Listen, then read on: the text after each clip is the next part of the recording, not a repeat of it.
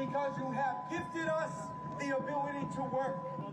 A city of Chicago where we have recognized through the work and the struggle of our communities that we worked to provide a day off.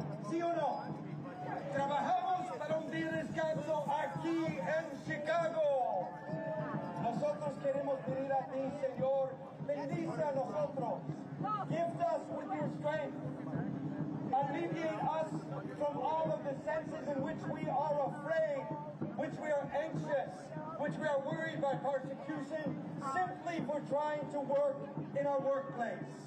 Pidamos tu ayuda, Dios, guía nuestros pasos, alivia los pasos de hermanas y hermanos en este momento en una fábrica, para que se sienten tu paz, para que se sienten tu armonía, para que se sienten tu presencia.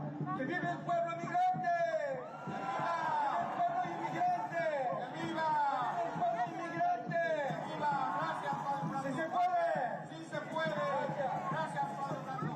Aquí tenemos a la compañera Jill de la Justice.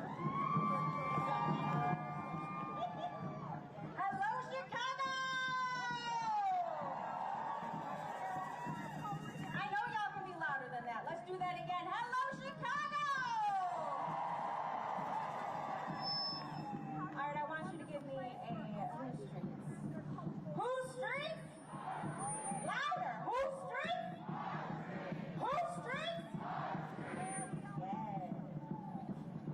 All right, welcome everybody.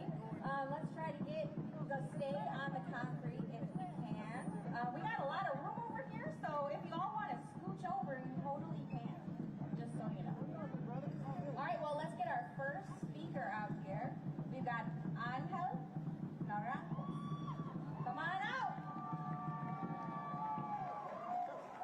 Angel Naranjo belongs to the new Student for a Democratic Society at the University of Illinois. Angel! Come on, Angel! Let's give it up for For Angel! ¿Me escuchan? Díganlo conmigo.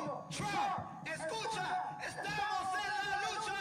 Trump, escucha, estamos en la lucha. Oiga, así es. Me llamo Ángel Naranjos y soy miembro de Nuevos Estudiantes por una Sociedad Democrática en la Universidad de Illinois en Chicago.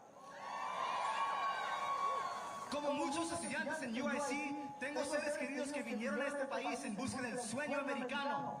Nos dijeron que si trabajábamos lo suficiente, si éramos buenas personas, el éxito y la felicidad llegaría. Pero lo que he visto cuenta una historia diferente. He visto inmigrantes, gente trabajadora, bondadosa, extraordinaria enfrentar deportaciones, campos de detención y separaciones familiares. He visto arrestos ilegales y amenazas para eliminar la ciudadanía del nacimiento. Vi a Mahmoud Khalil, un estudiante palestino, ser detenido por ICE. Su familia fue expulsada de su tierra natal por una ocupación ilegal respaldada por nuestro propio gobierno. En UIC, los estudiantes asisten a clases, mientras que sus comunidades están bajo ataque.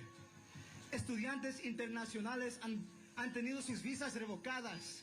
Nuestra educación está bajo asedio y nuestras universidades deben tomar una postura. ICE no tiene derecho a aterrorizarnos en nuestras propias escuelas.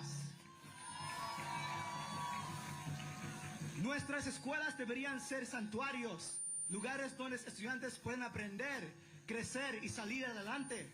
Y por eso luchamos, por eso estamos aquí hoy. Frente a la administración racista y reaccionaria de Trump, debemos resistir con más fuerza que nunca. Debemos construir un movimiento que se niegue a retroceder. No nos vamos a echar para atrás. Y si nos mantenemos unidos, nadie nos podrá parar. Todos dilo conmigo. El pueblo unido jamás será vencido. El pueblo unido jamás será vencido. Gracias. Gracias, compañero.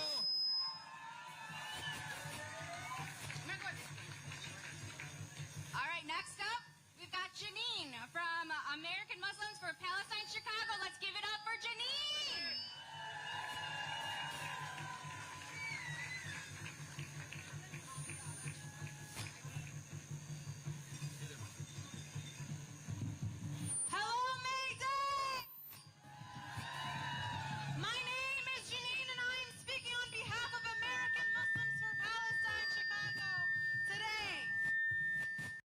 You're an idiot if you're on Medicare and still haven't gotten your $900 reloadable senior card because it will pay for all the groceries you want for the rest of your life. Let me explain.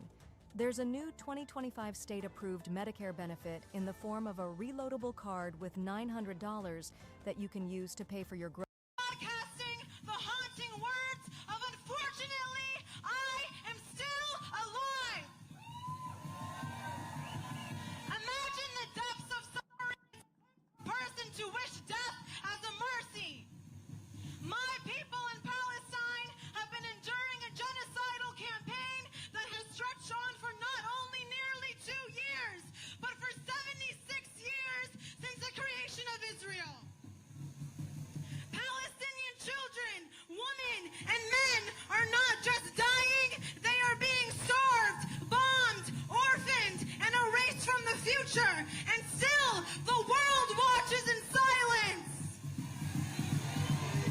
Unfortunately, we are met with leaders and administrations from Joe Biden to Donald Trump who have shown time and time again that Palestinian life does not register in their hierarchy of human value. Trump openly praised Israel's brutality, and Biden signed off on bombs while preaching about democracy. These are not political failures, they are also moral failures.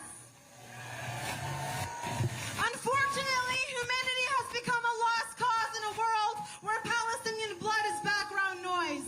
Where is the outrage? Where are the principles we all are meant to uphold? Is genocide not something we must fight against? Is a manufactured famine inflicted upon innocent civilians not something to fight against? Is a settler colonial regime that slaughters entire families in the name of land and greed not something to fight against? I want us all to think about Palestine and the conditions there as not a war and a faraway place. It is not a monolith. It is a human rights and social issue that intersects with every other movement in this world. Palestine is a workers' rights issue. It is an immigrant rights issue. It is a student rights issue. Students in this country are being abducted and deported for speaking up for Palestine because America knows that speaking up for Palestine is exactly what they do not want stated in this country. Okay, I got you. I beg you all to remember this when you organize for your causes, and I implore you to do the work that is needed to stop the bloodshed and occupation, and there is work to be done in every sector. Please repeat after me. From the river to the sea!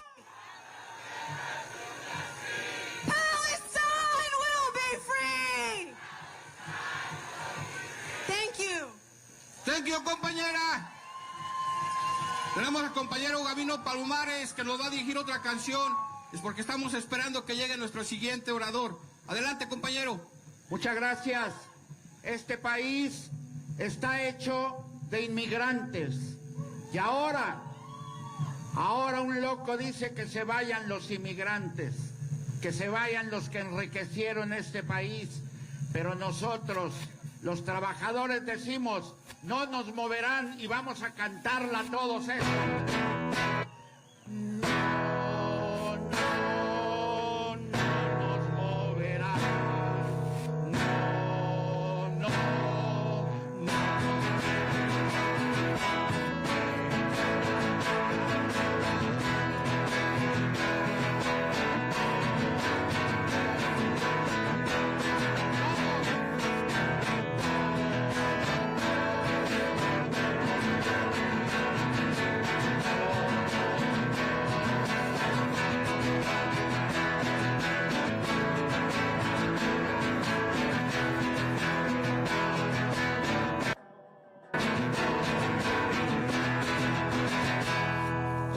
Campesinos no nos moverán, con los campesinos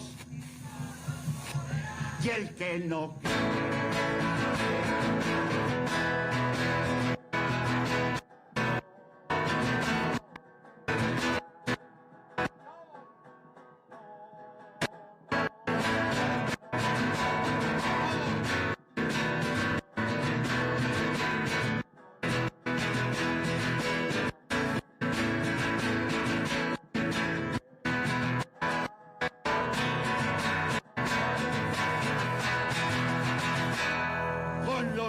emigrantes. Con los emigrantes y el que no.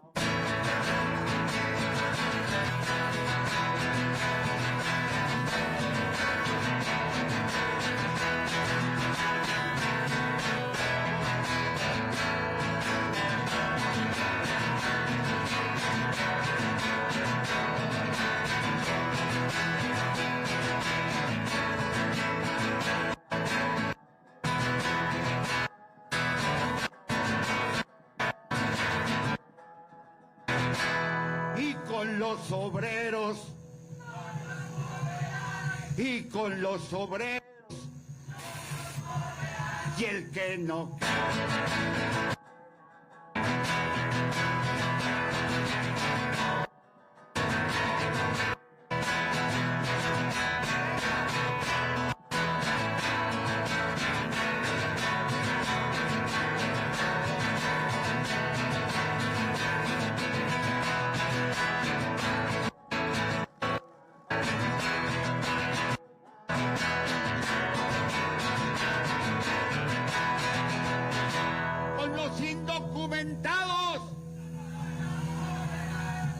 Indocumentados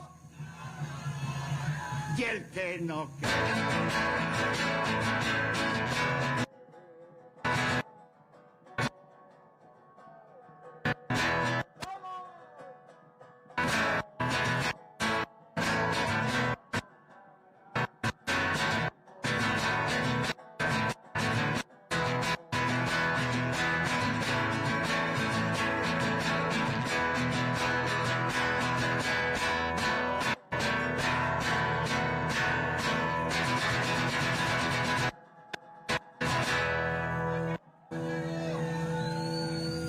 Palomares de la Ciudad de México, toda una leyenda en la lucha. All right, everybody, get ready. Next up, we have Evelyn de Jesus. Evelyn is the national president for the Latin Council on Latin American Affairs, and also the executive vice president of the American Federation of Teachers. So let's give it up, nice and loud. Buenas tardes! Buenas tardes! Is labor in the house? Is Latinos in the house? Is democracy in the house? Let's do this! My name is Evelyn de Jesus.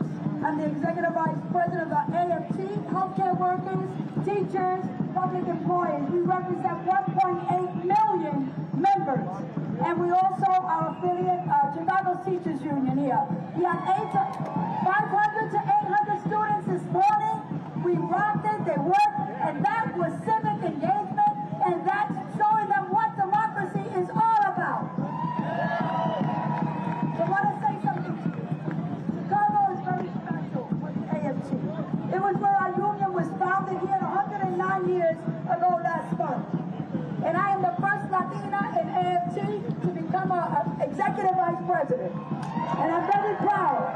And the national president of LACLA. Any LACLA members in the house? All right. So, our union was founded here 109 years ago last month by the great Margaret Haley, known as the Lady Labor Slugger. So you know she was a bad. That's right.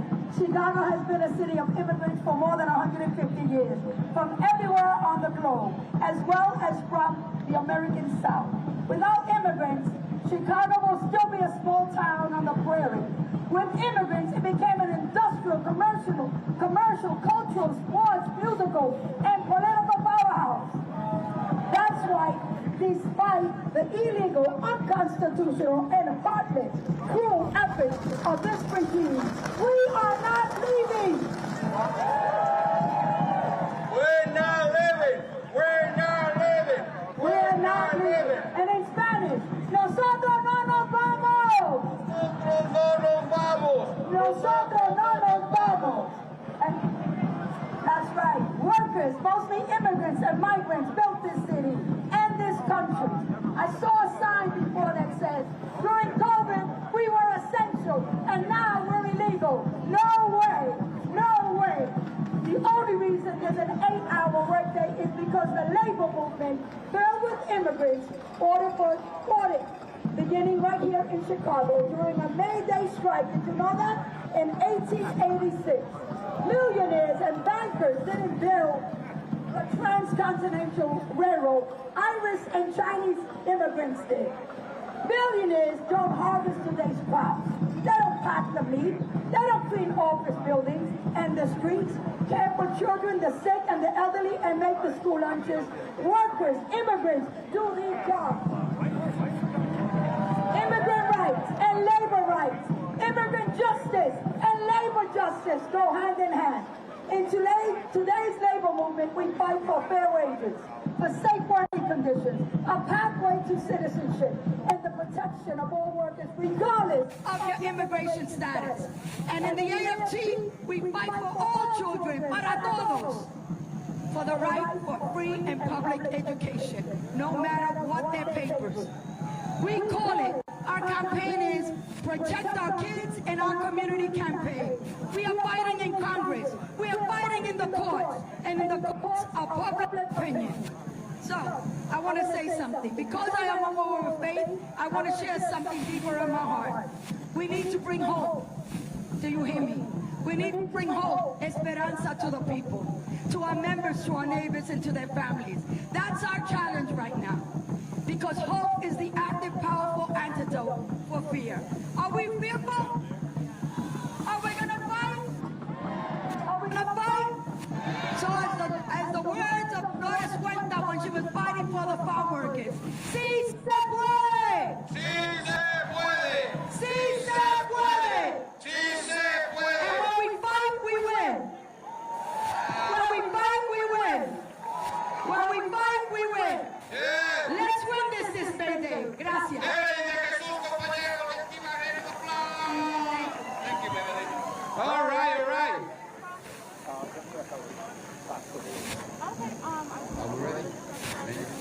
Compañeros, tenemos a nuestro líder de la ciudad de Chicago. Gracias a él y a su apoyo ha sido posible esta marcha y tener esta celebración, compañeros. The next speaker is the leader of the city of Chicago. Thanks to him, we've been able to have this march and this celebration. We have had all kinds of support from this man. Let's give a hand of applause to the mayor of the city of Chicago, Mr. Brandon Johnson! Brandon! What's going on, working people of America? We're ready for this fight, aren't we? This democracy has secured opportunities for generations. Whether you're black, brown, white, Asian, wherever you come from, it's been this democracy that has worked to secure opportunities for working people. To build a life, to build families, to build businesses, and to build a society. And we know that over these last 100 days, that the fight to defend our democracy did not begin when Donald Trump was elected. And that our democracy has been under attack for some time now, going after our public schools, politicians going after public housing, politicians going after health care.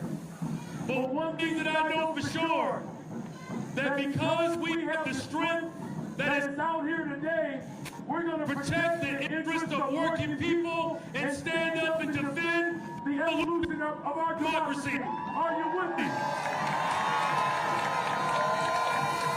Now, we have come together to commemorate May Day, but we know deep down inside of our soul that if this democracy is going to survive, it's going to be up to working people across this country. But let me make something very clear about Chicago. We will never fold, we will never bend, we will never bow down to the fascism that is being propagated by this government.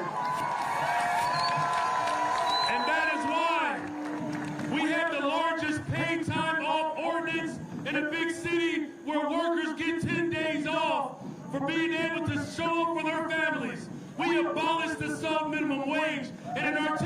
contract. We protected veteran teachers. We protected LGBTQ plus students.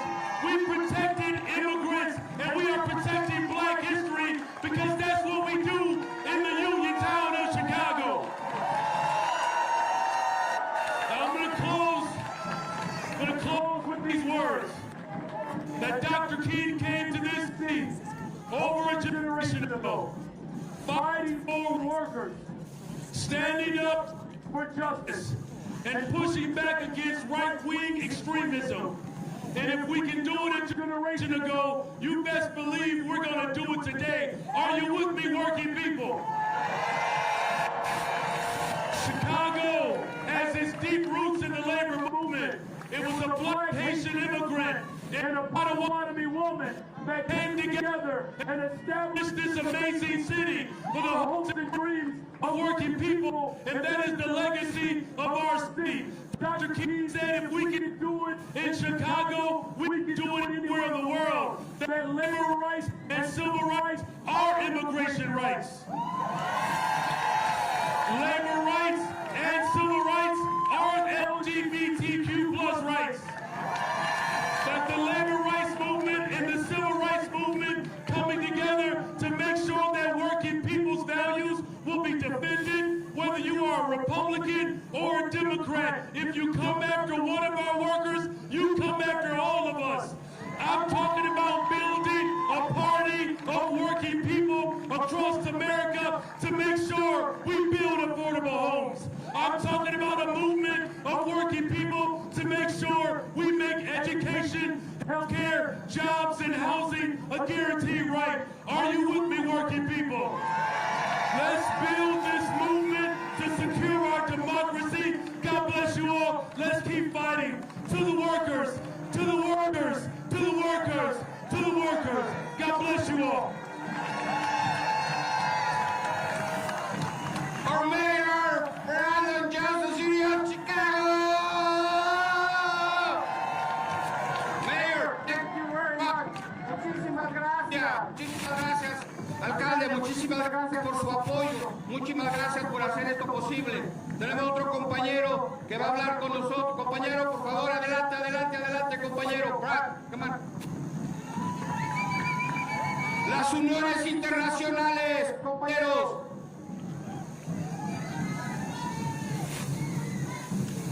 My name is Bob Ryder. I'm president of the Chicago Federation of Labor. Chicago is not only the hometown of the American labor movement, but Chicago's the hometown of immigrant rights here in this country. Am I right? Listen, we did not sign up to be in a country where people like Donald Trump and Tom Holman tell us what we are worth. Are we? Are we going to fight? We need to make sure that the folks in Washington, that the people that think that they're going to scare our immigrants, our working people off of the streets, that this is our community, and we are going to stand here and we are going to fight for it.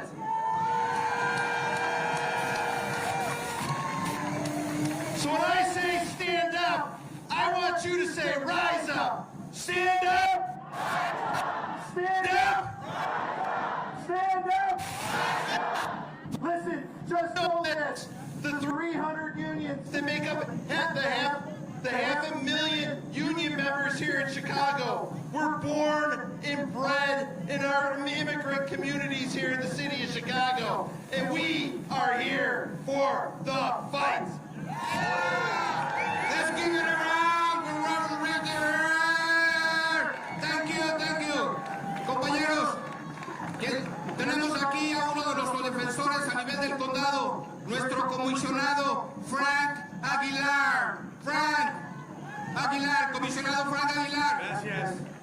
Gracias, compañeros. Primero de quiero dar gracias a los trabajadores, principalmente a los trabajadores inmigrantes. Gracias a ustedes tenemos hogar, gracias a ustedes tenemos comida, gracias a ustedes tenemos un lugar donde baños limpios, restaurantes limpios. Gracias, gracias por sus labores y que Dios los bendiga. A todos los inmigrantes trabajadores, all the workers. First, I want to thank all the immigrants and all the workers, because of you, we have food in our tables, we have clean bathrooms, we have disinfected hotel rooms and hospitals. Thank you for your hard work in keeping our homes and making our homes clean and forever. Thank you. We are facing an unprecedented slaughter by the members of the federal government who support billionaires and attacks for our working class. We have enough, but we are not alone. You are not alone. The people are the power, and we come together united. I am so happy to see every single person here united to fight for the people who work hard and make this country what it is today. It is the immigrants that built this country. And let's not forget, and let's not does this to Washington. His parents were immigrants. Shame on him for going after us. Shame on him. Workers in this country, you workers, the workers and the immigrants moved this country, moved the city, and moved the state. And for that, I am very proud of. Chicago is a multicultural community, and we're very proud. We have many backgrounds, and our goal is to protect our brothers and sisters in labor. We're with you, and we're never going to stand back. We're not going to fall back. For all the immigrants, again, I want to be clear. The fight is with you. Vamos a pelear con ustedes, vamos a lograr victoria, y esto va a acabar. No vamos a descansar hasta que ganemos. We're not going to rest until we win. Que viva la raza, viva el inmigrante, viva el labor, viva los trabajadores. Gracias. Let's give it to Frank Aguilar, Cook County Commissioner. Gracias, compañero. Thank you, compañero. Now we have one of the best alderman of the city of Chicago, Tincho López.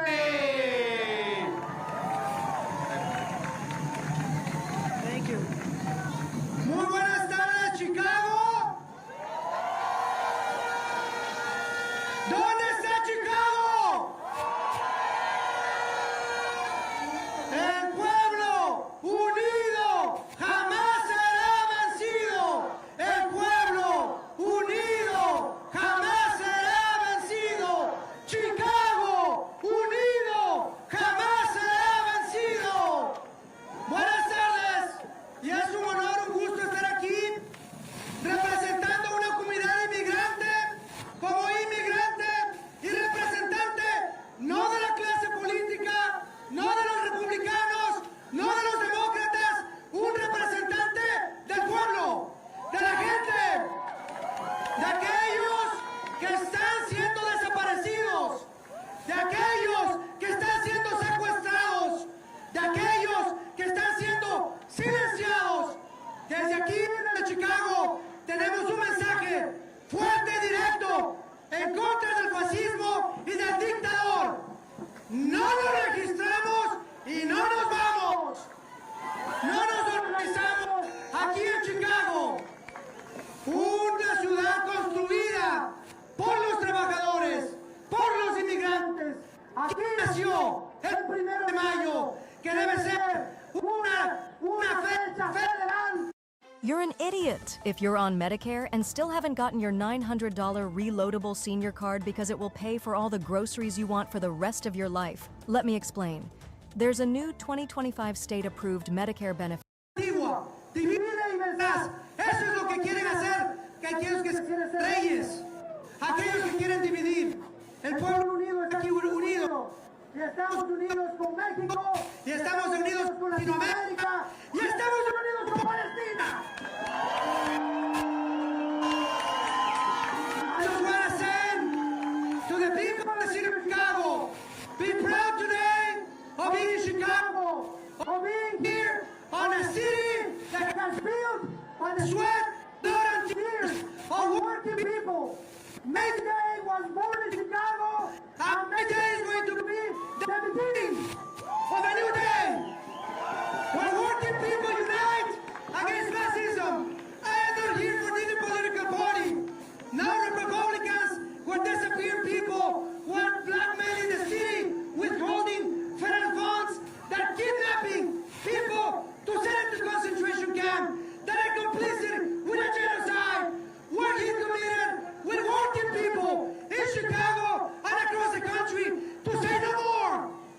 deportations. We want to abolish ICE because it's an agency that is here to persecute, to disappear people, to persecute people against the genocide and against those who continue to believe in capitalism, to continue to promote the disappearance of people here and in Palestine. We are saying today, here in Chicago, this is the beginning. May Day is not the end. It's the beginning to the resistance to a new political class to represent working people abroad and here in Chicago. We say, here loud and clear, we are not divided, we are united, working people internationally, because as Fred Hampton Jr. said, if we don't stop fascism, fascism will stop every single one of us. Today is the trans community, the immigrant community, the working people community, Mahmoud Khalil, and the many others.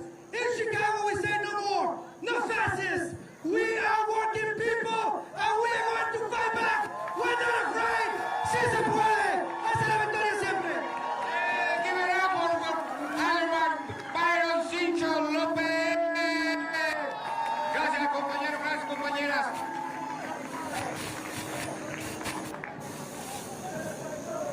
Next up, from Warehouse Workers for Justice, we have Claudia Moncada.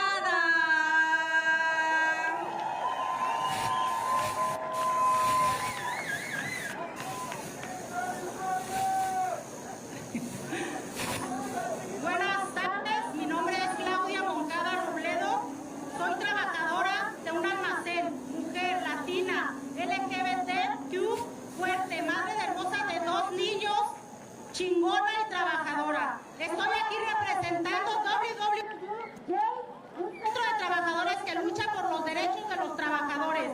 Soy un ejemplo de que si conoces tus derechos, no es tan fácil ser humillados ni tan sencillo clavar la mirada al suelo. Trabajo para una bodega que tiene 15 ubicaciones. En mi trabajo sufrí discriminación, racismo y también homofobia. Estoy aquí para que mis hijos escojan, elijan su futuro sin un miedo. Quiero para ellos que su generación tengan un salario justo, sin abuso, sin acoso y sin explotación. Afortunadamente encontré WWJ. A través de ellos me di cuenta de lo que me pasó fue ilegal. Así es, definitivamente no me ayudó el gobierno. Me di cuenta de que tengo derechos y lo más importante que aprendí es que los trabajadores nos unimos, podemos ganar y recuperar la dignidad. Ahora esos derechos están siendo atacados por la Casa Blanca. Según ellos, dicen que los inmigrantes vinimos a quitar lo que los trabajos de los norteamericanos. Dicen que robamos los beneficios. Eso es una mentira. Hacemos los trabajos que ellos no quieren, los cuales no recibimos los impuestos, los cuales nos beneficia el Seguro Social. Los inmigrantes cumplimos y pagamos cada año nuestros impuestos, sin obtener beneficios para nuestros hijos. ¡Que no chinguen! ¡Ya basta! Hoy estoy junto a miles de trabajadores de todas las industrias que saben que nuestra mano de obra impulsa a este país, que merecemos vivir y trabajar con dignidad, no con miedo. ¡Sí se puede! ¡Sí se puede! ¡Sí se puede! Gracias. All right, we gotta keep moving over here with the next speaker. We have Maria Guadalupe González Buendía, Immigrant Solidarity from DuPage. Where is my people of DuPage? Where is my people from DuPage? Bienvenido, compañero. Buenas tardes. Mi nombre es Lupe y estoy aquí con Casa DuPage. Soy hija, trabajadora y parte de una comunidad que ha vivido bajo la constante amenaza de deportación. Estoy aquí hoy porque nuestras vidas, vidas de inmigrantes, vidas de trabajadores, son tratadas como desechables en este país. Desde el momento en que esta administración asumió el cargo, hemos visto a ICE aparecer frente a hogares, escuelas y lugares de trabajo. La gente ha estado viviendo con miedo de ser detenidos en el trabajo, de ser separados de sus hijos o de simplemente desaparecer sin respuesta. visto cómo deportaban en la oscuridad de la noche a personas que llevaban décadas viviendo aquí. Personas detenidas en controles de tráfico sin importancia y que no han vuelto a casa. Y a pesar de todo, se sigue esperando que vayamos a trabajar, declaremos impuestos y sigamos las normas, aunque se nos persiga y se nos busque como chivos expiatorios. Los empresarios saben que tenemos miedo y utilizan ese miedo contra nosotros. He visto gente amenazada con la deportación solo por denunciar el robo de salarios o el acoso. Conozco compañeros trabajadores que han sido heridos o lastimados realizando sus trabajos y les han dicho que se queden callados, porque si se quejan, ICE podría llegar a su puerta. No solo se trata de inmigración, se trata de control. Utilizan la amenaza de deportación para silenciarnos y mantenernos en trabajos inseguros e injustos. En este momento nos estamos organizando contra Nestlé por utilizar el E-Verify para expulsar a trabajadores temporales. ¡Qué vergüenza, Nestlé! ¡Boicota, Nestlé! Estoy harta de ver cómo se abusa de mi gente en el trabajo por parte del sistema y de este gobierno. Merecemos estar seguros, merecemos ser tratados con dignidad, sea cual sea nuestra situación. Por eso estoy aquí, para exigir protección para todos los trabajadores, para acabar con el miedo y para decir alto y claro, no nos callaremos y no seremos invisibles. We will not remain silent and we will not be invisible. Gracias. María Guadalupe de Immigrant to pay. Where is the immigrants to pay? All right, guys, thank you very much for your hard work over there at DuPage. Gracias, gracias, gracias, Cristóbal. Nuestra siguiente oradora es la compañera Margarita Morelos, de Casa Aguascalientes. Margarita, por favor. Margarita ha sido una líder durante el proceso de este movimiento. Bienvenida, compañera. El pueblo unido jamás será vencido. El pueblo unido jamás será vencido. Today, on International Workers' Day, we honor workers across the globe, but especially the ones too often left in the shadows. Immigrant women. To be an immigrant is to carry the weight of hope in a new land. To be a woman is to navigate a world that often undervalues our voice. But to be both an immigrant and a woman is to move through obstacles while staring to dare to build something better. Immigrant women come to this country not looking for hands-out, but looking for opportunity. We come carrying a strength shaped by sacrifice, courage, formed in the face of uncertainty, and dreams born from necessity. Yet we face twice the barriers, economic, legal, and cultural. Many times we are overworked, underpaid, and too often unheard. But despite that, we live. And when we create a space for immigrant women to thrive, we don't just lift up families, we transform entire communities. We build a stronger economy, better schools, and a future that reflects the full power of diversity. The full power of diversity. So today, we celebrate labor, yes, but we also demand justice. Policies that recognize the value of immigrant women, pathways to legal status, equal pay, access to education and leadership roles. Because dignity is not something we should have to fight for. It's something we all deserve. To every immigrant woman dreaming of more, you're not alone. I am also dreaming of a better future for my loved ones, for my family, and for myself. Never forget that you're the foundation, not the footnote. And above all, never forget that the fight is for future. Thank you. Margarita Morelos. I asked Margarita to stay for a second because can I hear from the women in the audience real quick? Get as loud as you possibly can.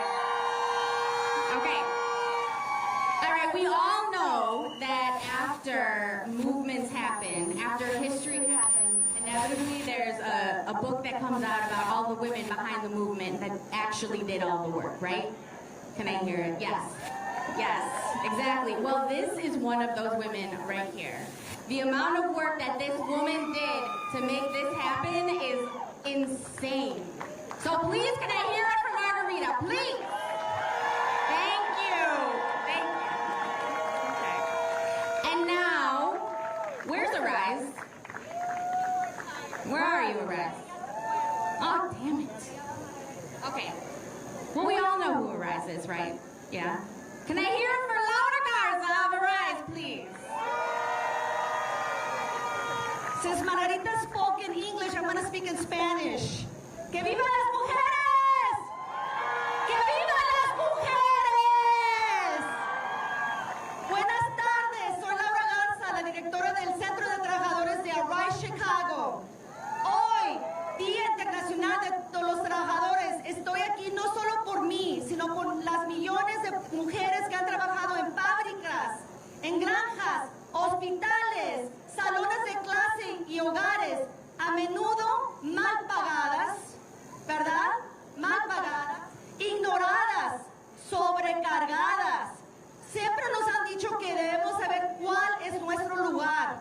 Y aún, y una y otra vez, hemos demostrado exactamente cuál es nuestro lugar, y es estar enfrente de la línea, compañeras. Desafiamos más que salarios injustos y condiciones inseguras. Desafiamos el jefe que cree que nuestro silencio es más fácil de manejar que nuestra fuerza. Alzamos la voz aunque no nos despidan. Y muchas de nosotros hemos estado al frente y hemos sido despedidas, ¿sí o no? Arriesgamos todo cuando nos organizamos y eso requiere valentía. Y cuando superamos nuestros miedos, no hay vuelta atrás, ¿sí o no? ¿Cuántas de ustedes tienen esa valentía para enfrentarse a sus jefes? Todas ustedes. Ustedes son las líderes de sus campañas. Seamos claras, cuando las trabajadoras nos alzamos, levantamos a todas y a todos también, compañeros, no se crean. Ya sean las trabajadoras de confección, las trabajadoras del hogar o nuestros miembros de Arise Chicago que hacen las tortillas. Sí, esas tortillas que se comen el milagro, ¿verdad? O las manzanas que les gusta mucho de Anthony Temple, son las miembros y miembros de Arise Chicago. Y luchan por la protección laboral para todas y todos. Las mujeres siempre hemos convertido nuestra lucha en movimiento y por eso estamos aquí, compañeras y compañeros. Y tenemos que seguir luchando. ¿Están listas para seguir luchando? ¿Para estar al frente? ¡Sí se puede! ¡Que vivan las mujeres! ¡Que vivan las mujeres trabajadoras! ¡Que vivan las mujeres trabajadoras! ¡Sí se puede! Thank you, Laura. All right, next up from Palestinians Feminist Collective, we have Noor. Good afternoon. I am a member of the Palestinian Feminist Collective. This May Day, I want to emphasize the importance of the peasant and colonized classes in our struggle against capitalism and imperialism. As the Palestinian Feminist Collective, we take our cues from the Palestinian feminists who have always been on the front lines of the peasant class's struggle against the British and against Zionists. From the Arab Women's Union in the 1920s that stood on the front lines of the first revolutions in Palestine, engaging in all forms of struggle, armed and popular, organizing medic networks, withholding their labor, creating entire ecosystems of care separate from their colonial and imperial oppressors. To the women in Palestine, this moment, in Gaza, in the West Bank, in historic Palestine, who are also organizers and political prisoners and martyrs in the struggle for a liberated Palestine as this ongoing genocide persists. They are all historically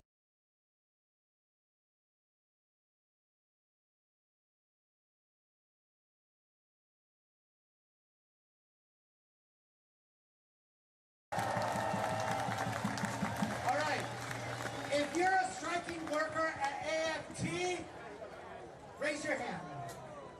Where are our AFT striking workers?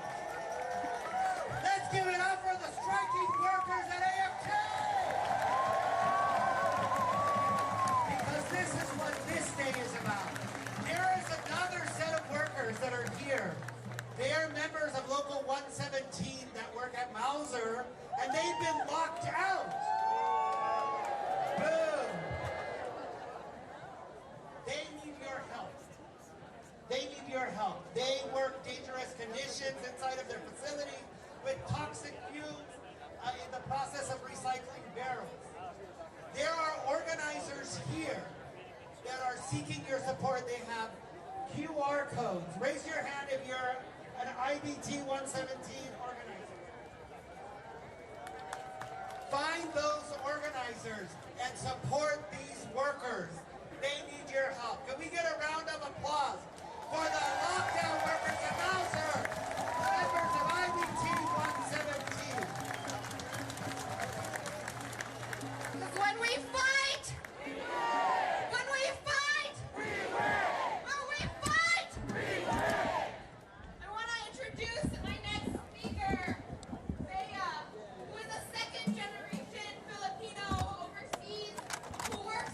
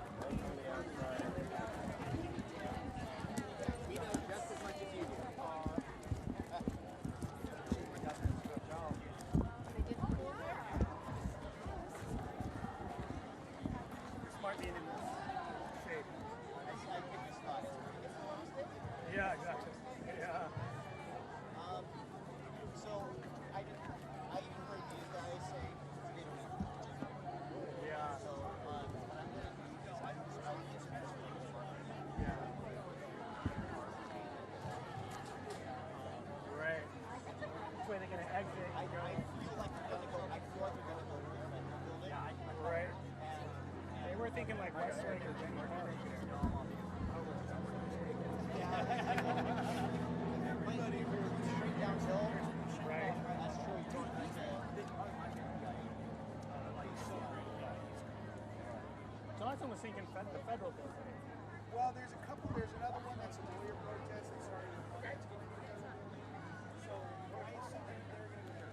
So drone team is set up at Line and Rockland. I think that's a good location. I think we get a shot at them for party and say, traffic cams and drone, and if shit blows up downtown, we get down there. My plan is after we're done, we go back to the cars, scanner. Yeah, we just got to figure out which way they're going to go. I think we're going Yeah. I can't imagine they go up. They could go to Denny. That's super steep. Either Pine or Broadway. One of the two. But they're going to go down. So.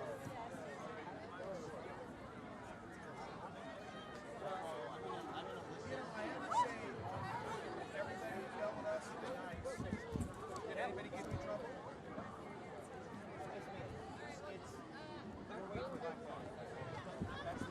I mean, they've been working. I've seen them working, but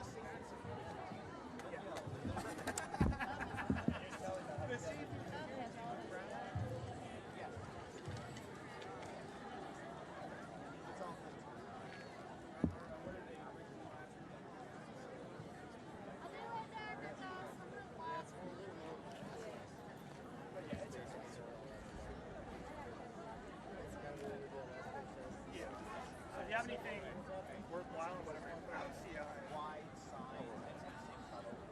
But yeah. That's something that I have one. I did look back on it. Okay.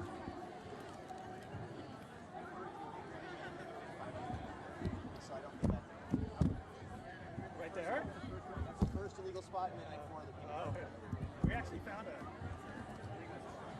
yeah, thank God we found it. The best one is there's the dumpsters right over here. There's a load zone that's on that small street, and that's where I parked very top.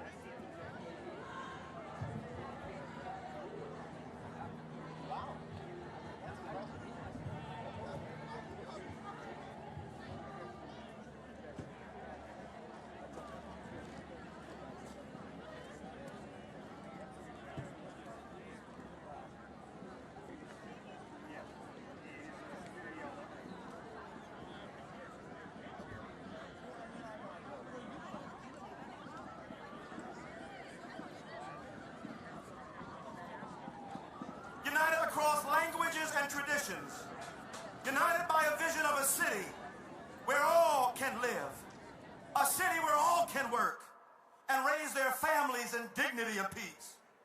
Philadelphia, hear our call. Washington, D.C., hear our prayer.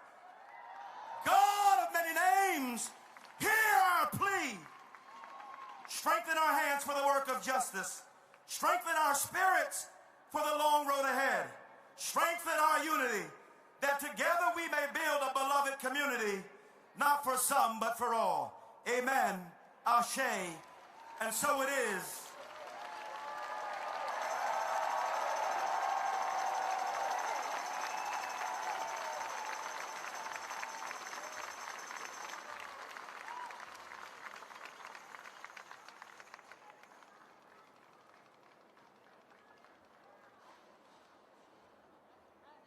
Hello, everyone.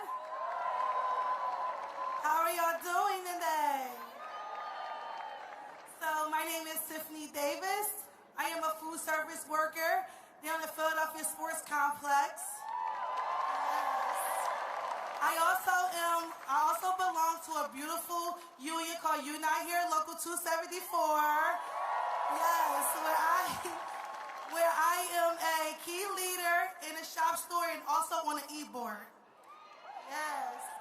I am fighting because I take care of my uncle and Trump is trying to take away the medical care that my uncle needs. Yes. Our union fights billionaires every day and win. Last year, me and my co-workers, we went on strike. Yes, we did. We went on strike because Aramark didn't want to provide us health care or livable wages. So when Aramark said no, we started walking. Yes. Because when we go on strike, yes. So yes, now we're passing our torch to our hotel workers, our hotel brothers and sisters in our union. And now they're going up and they're fighting for livable wages and, understaffing.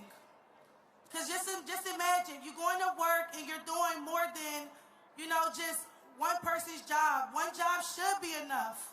We shouldn't have to do 2 or 3 or 4 or 5 jobs. We should only have to do one job.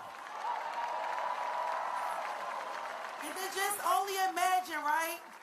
Just only imagine when you go into work, you're leaving your kids, you're leaving your loved ones to go and make your money, and you're not even making a livable wage. Rent is high, gas is high, and guess what, y'all? Eggs are too. Like, a carton of eggs is so much. So, I'm proud to introduce someone who always fights for the workers, someone who understands solidarity, because billionaires are afraid of solidarity. We are proud to stand in solidarity with Bernie. Everyone, please, help me welcome Senator Bernie Sanders.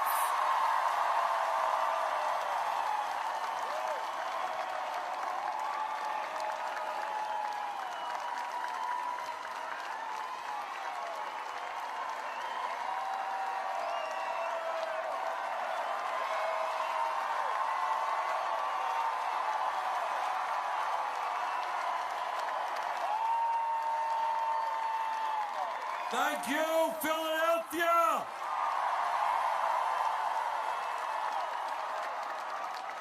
Let me thank all of you for coming out this afternoon. Let me thank Danny Bowder and the Philadelphia AFL-CIO. And let me thank all those who have spoken and will be speaking in a few moments. Brothers and sisters, what we are celebrating today in May Day is, in a sense, a sacred holiday.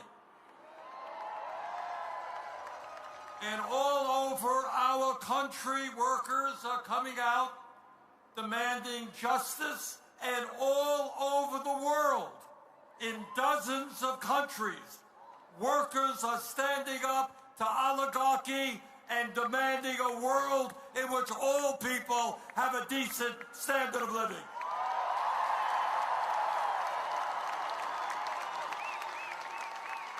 Today, we remember the struggles and the sacrifices of workers for hundreds of years who have stood up to powerful special interests to create a better world. And today we thank our brothers and sisters in the trade union movement for continuing that struggle.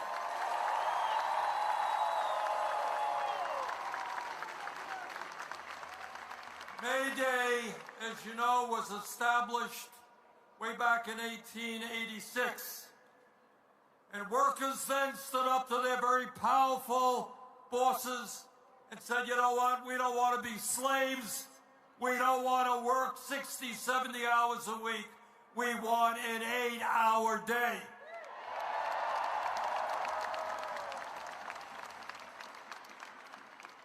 And throughout our history, workers stood up and they said, you know what, children should not be working in factories or in the fields. They should be in good schools. And throughout the years, workers said, we don't want our brothers and sisters dying in factories. We want safe working conditions. And workers in the trade union said that when people work more than 40 hours a week, as so many millions in our country do, they deserve and must have time and a half.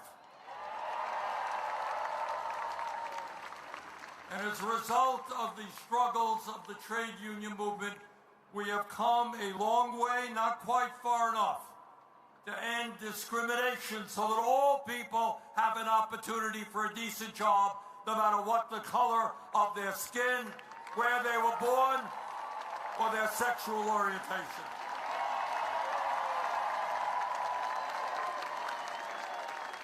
And when we think about history, I want you all to remember the fact that we have a social security system today which guarantees benefits to our older people and disabled did not happen by accident.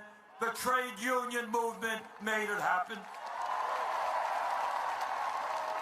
Please sign the petition and urge Congress to make assault rifles illegal for civilians. There's no practical application in civilized society for assault rifles. We need your help. Please tell Congress to outlaw them now. Thank you.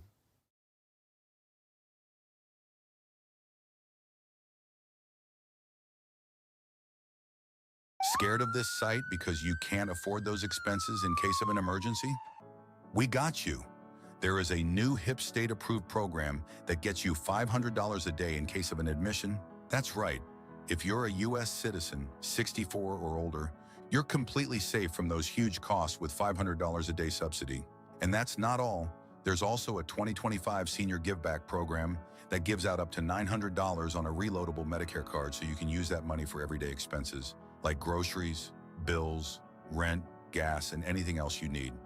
That means you don't have to worry about the money anymore. But it's not automatic, so you have to call and claim it as soon as possible so you don't miss the deadline. Applying is super easy. Follow the link, answer a few simple questions. Not just a few. So let us be clear and lay it on the table. In the year 2025 in America, we are now living in an oligarchic form of society.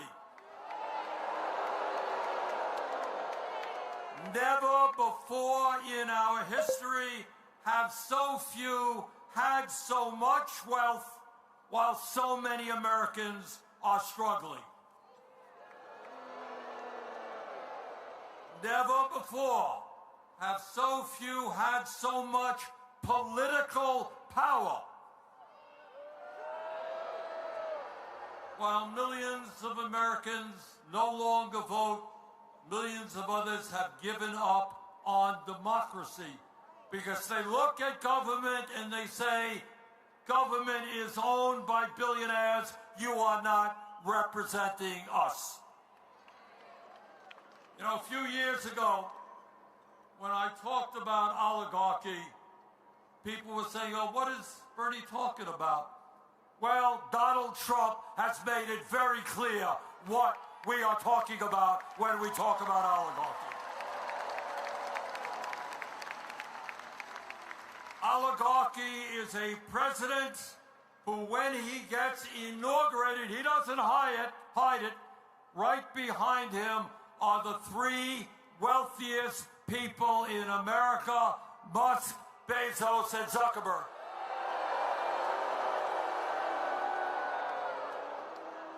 And right behind them are 13 other billionaires who he has appointed to head major government agencies. I think all of us remember that when Abraham Lincoln was in Gettysburg, right here in Pennsylvania, and he looked out at a battlefield where a few days before 20,000 Union soldiers had died or been wounded. and he looked out, and he said, our vision for the future of America is a government of the people, by the people, and for the people.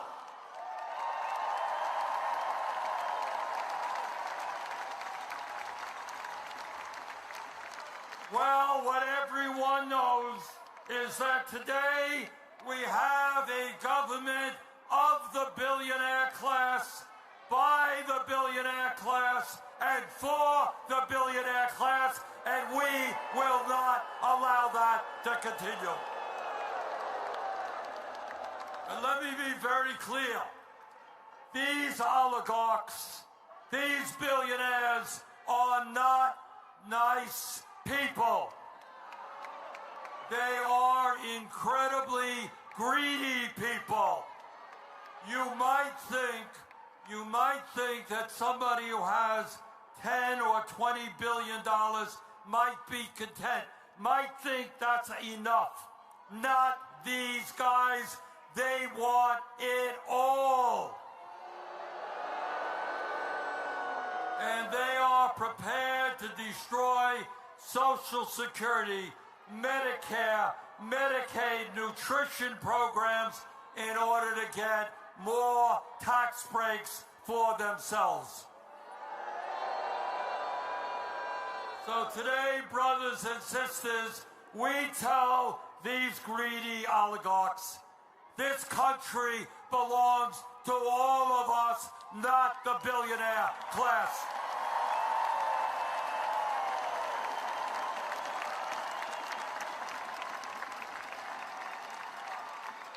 And let me tell you what else that is going on in our country today. Today, in the richest country in the history of the world, 60% of our people are living paycheck to paycheck. I grew up in a family that lived paycheck to paycheck. Many of you are living paycheck to paycheck. Millions of people should not and will not live paycheck to paycheck in the richest country in the history of the world.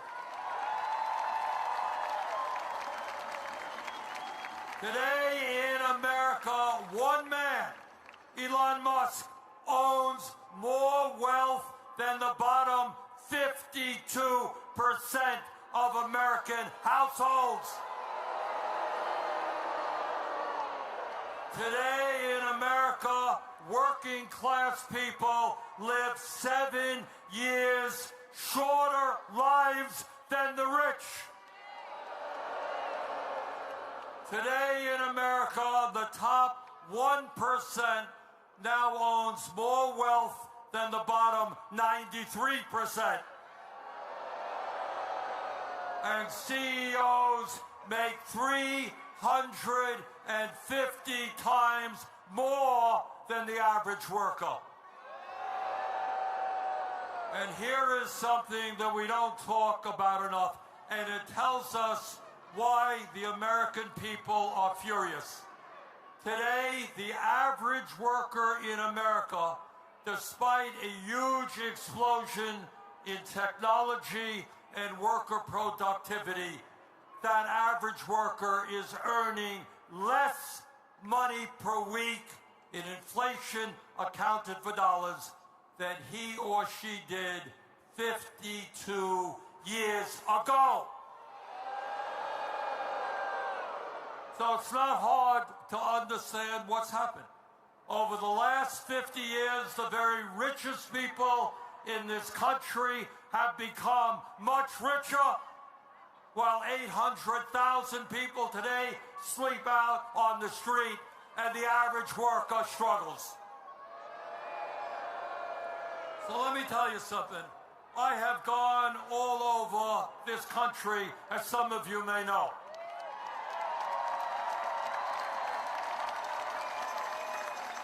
And what I am proud to tell you is the American people, by the millions, are saying no to oligarchy, no to Trump's authoritarianism, No to Trump's kleptocracy, and no to tax breaks for billionaires. And I'm here in Pennsylvania to tell any member of the Pennsylvania delegation that if they vote for tax breaks for billionaires and cut Medicaid, nutrition, and education, we are going to throw them out of their jobs.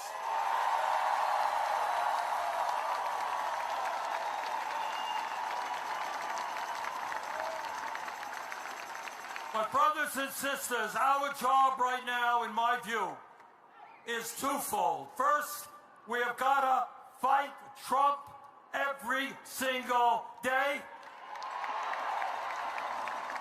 But secondly, we need to have a vision as to where our country goes in the future.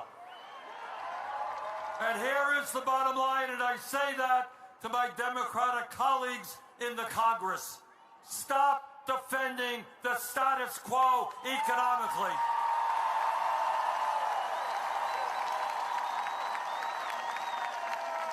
An economy in which the rich get richer and working people struggle should not be defended. So there are a number of things that we have got to keep our eyes on and understand, please. You are living in the richest country in the history of the world.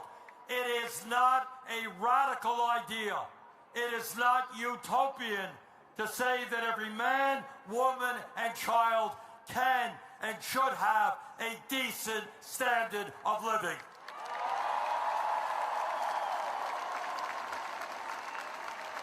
And at the top of the list of what we have got to do is to end a corrupt campaign finance system.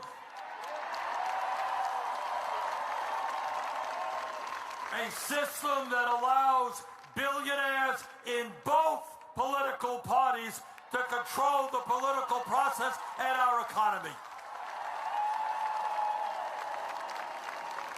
Brothers and sisters, democracy is about one person, one vote, not billionaires buying elections. And if we're going to deal with the massive income and wealth inequality that currently exists, we're going to not give the rich tax breaks. We're going to demand that the billionaires and their corporations start paying their fair share of taxes. And if we're going to build the movement that we need to take power in this country, we need to grow the trade union movement in this country. Right now, there are millions of workers who want to join unions. They're unable to do so because of the illegal behavior of corporations. And that's why we're going to pass the PRO Act. And if workers, a majority of workers sign a union card, they're going to belong to a union. Brothers and sisters, we need to raise the minimum wage in this country to a living wage. No worker working 40 hours a week should live in poverty. And brothers and sisters, if we're going to compete in the global economy, we need the best educated workforce in the world. And that is making not only our public colleges and universities tuition-free. It means paying our teachers a wage that they deserve. There is no reason why we should not be having the best public education in the world and the best child care system in the world. Now, our Republican colleagues, or some of them, want to cut Social Security. 22%, if you can believe this, of seniors in this country are trying to get by on $15,000 a year or less. Can't afford to heat their homes, pay for their prescription drugs. We're not going to cut Social Security. Brothers and sisters, together, we're going to expand Social Security benefits by lifting the cap on taxable income. Let me tell you something else. I am old enough to remember something called a defined benefit pension plan. You know what that is? I know it's a radical idea to the younger people. Once upon a time, when workers worked at a decent job, when they retired, they had a strong, defined pension plan. We've got to bring that back. People who work their whole lives should be able to retire with dignity. Brothers and sisters, we are the only major country on earth not to guarantee health care to all as a human right. 85 million are uninsured or underinsured, and we spend twice as much per capita on health care as the people of any other major country. The function of health care is not to make insurance companies and drug companies rich. It's to provide health care to all. Together, we're going to pass Medicare for all, single-payer program.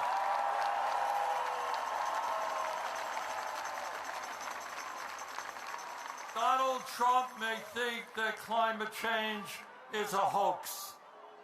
You and I know that it is an existential threat. We can create millions of good-paying union jobs by transforming our energy system into energy efficiency and sustainable energy. And brothers and sisters, instead of spending $1 trillion a year on the military, instead of giving billions of dollars to Netanyahu and his horrific war against the people of Gaza, we can cut military spending and build 5 million units of low-income and affordable housing. Now, I'm not going to tell you that the struggle in front of us is easy. The oligarchs own the economy, they own the media, they own the political process. That's the reality. And I may not have a PhD in mathematics, but there is one thing I do understand.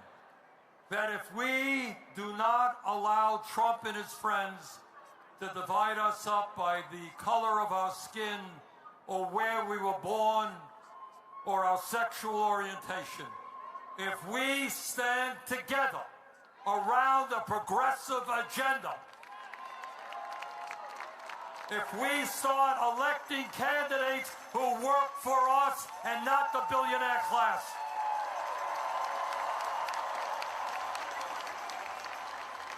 if we think big and not small, brothers and sisters, there is nothing we cannot accomplish. Let's go out, let's do it, let's transform the country. Thank you all very much.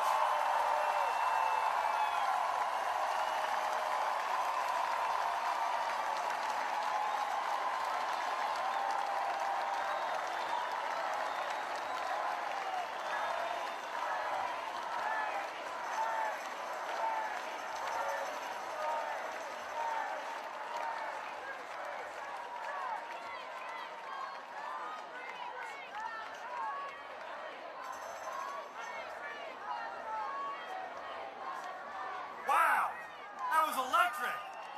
Woo! Are you fired up? Let's do some chants. When we fight, when we fight, when we fight. There you go. What about, let's see, well, workers' rights are under attack. What do we do? What do we do? What do we do? When immigrant rights are under attack, what do we do? What do we do? What do we do? When human rights are under attack, what do we do? What do we do? What do we do? That's right, we do fight back. I'm really excited now to introduce our next speaker, Eva Romero of the Movement of Immigrant Leaders in Pennsylvania and Driving PA Forward Coalition. Eva!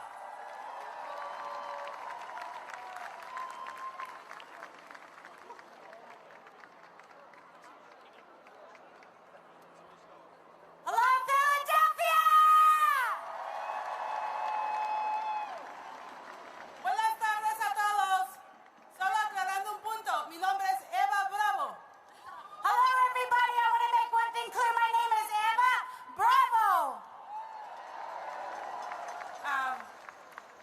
Buenas tardes a todos y a todos. Gracias por estar aquí. Hello, everybody. Thank you for being here today. Pertenezco al movimiento Líderes en Pensilvania, Inmigrantes, en Milpa, y también a la colección Manejando Pa'lante. I am part of the movement of immigrant leaders in Pennsylvania known as MILPA and the Driving Pennsylvania Forward Coalition. Hoy estoy aquí hablando desde mi corazón y mis necesidades como cada uno de ustedes. I'm here today to speak from the bottom of my heart, representing the working class to all of you today. Somos la gente y trabajadores que mantenemos este país con nuestro trabajo. We are the people who keep this country running with our work. Muchos de nosotros trabajamos hasta 12 horas y aún así somos invisibilizados. Many of us work 12-hour days, and yet we are still made to be invisible. Hoy estamos marchando al camino con dignidad, coraje y con la esperanza de que tengamos una respuesta digna a nuestra necesidad. Today we are marching and we are walking with dignity, with courage, and with hope that we get a response, for a dignified response to our demands. Sorry, disculpen, solo un poco de nervios. Porque ya basta, ya basta. En este país somos nosotros quienes lo sacamos adelante con nuestro trabajo. Yeah, basta, enough. It is enough. It is us who move this country forward with our work. Estamos en un país donde hay gente de todo el mundo. We're in a country where there's people from everywhere, from all over. Vean a un lado de cada uno de ustedes. No importa el color, no importa el pelo. Somos humanos. Look at the people around you. It doesn't matter the color. We are all human. Y cada uno de nosotros dejamos nuestra vida aquí, dejamos nuestro coraje y nuestra salud en este país. And so many of us, we leave our anger here, our courage here, we leave our health here in this country.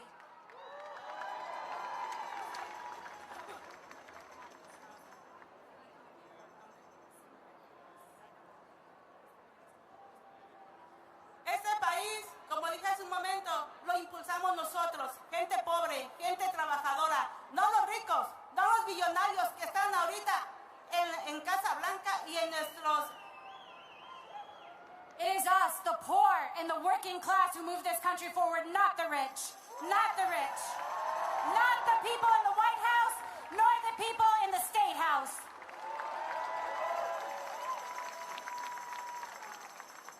Si nosotros, muchos de ustedes son enfermeras, maestros, limpiadores de casa, limpiadores de hospitales, personas que cuidan a nuestros enfermos con un bajo salario, muy bajo. It is all of you, the people who teach our children, who work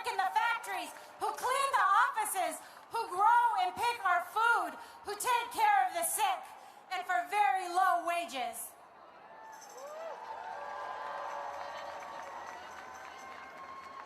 Want to try Ozempic? So this is tirzepatide, and it is the #1 weight loss medication available right now. This is not only a GLP-1, but a We continue to face injustices and inequalities. No tenemos derecho a lo básico, a un seguro médico, a un retiro digno. We don't have a right to the most basic things like health care and a dignified retirement. Y de esto, cada uno de nosotros tenemos la misma lucha. All of us here have the same struggle and the same fight.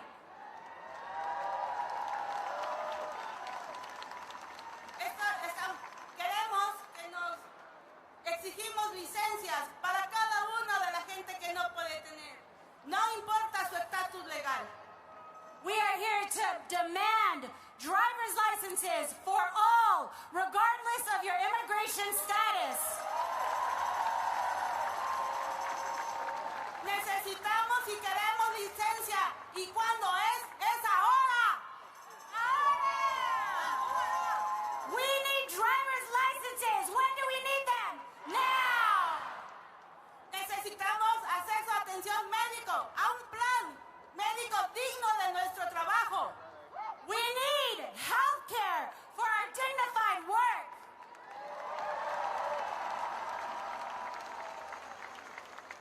Queremos y pedimos y exigimos que no cierren nuestros hospitales, que los dejen abiertos para la comunidad de la gente de bajos ingresos, como cada uno de nosotros.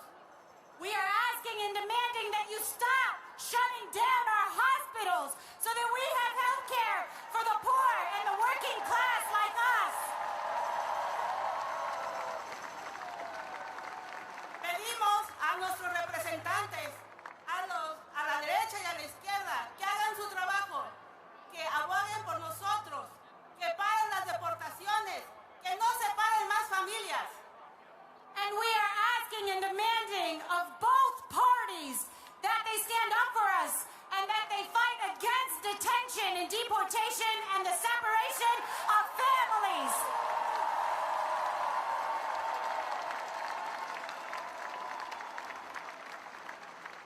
Exigimos protección permanente ahora para cada uno de nuestra familia.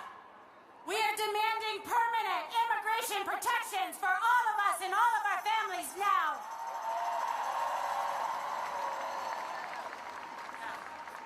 Los millonarios no conocen nuestras necesidades. Ellos nunca han tenido la necesidad de ir a formarse a una fila larga para conseguir un poco de comida. The billionaire class does not know our struggles. They have never had to stand in a long line for food. Tampoco han tenido la necesidad de escoger, ¿pago renta o pago un seguro médico?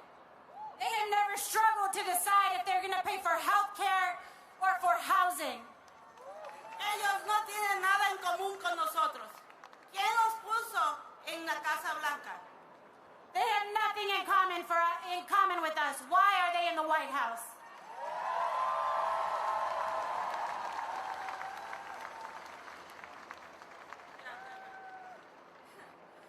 Que nos escuchen claro y fuerte. So listen to us loud and clear. No somos invisibles. We are not invisible. Somos una clase trabajadora. No somos desechables. We are not dispensable.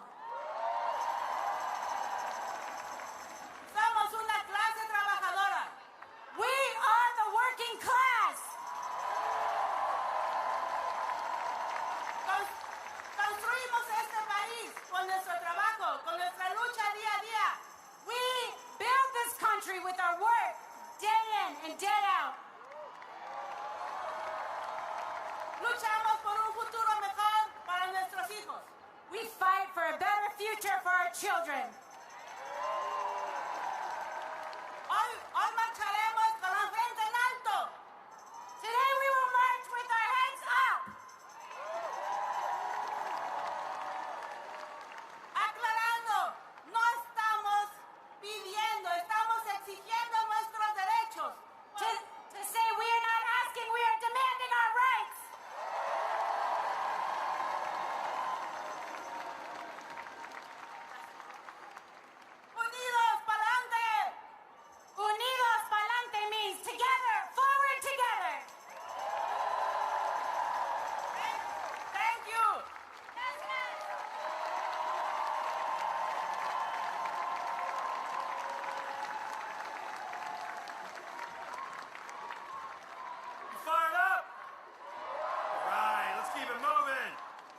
excited to have coming to the stage right now from the American Federation of Government Employees, National Vice President for District 3, Bill Glover, along with Local President Karen Ford Steyer.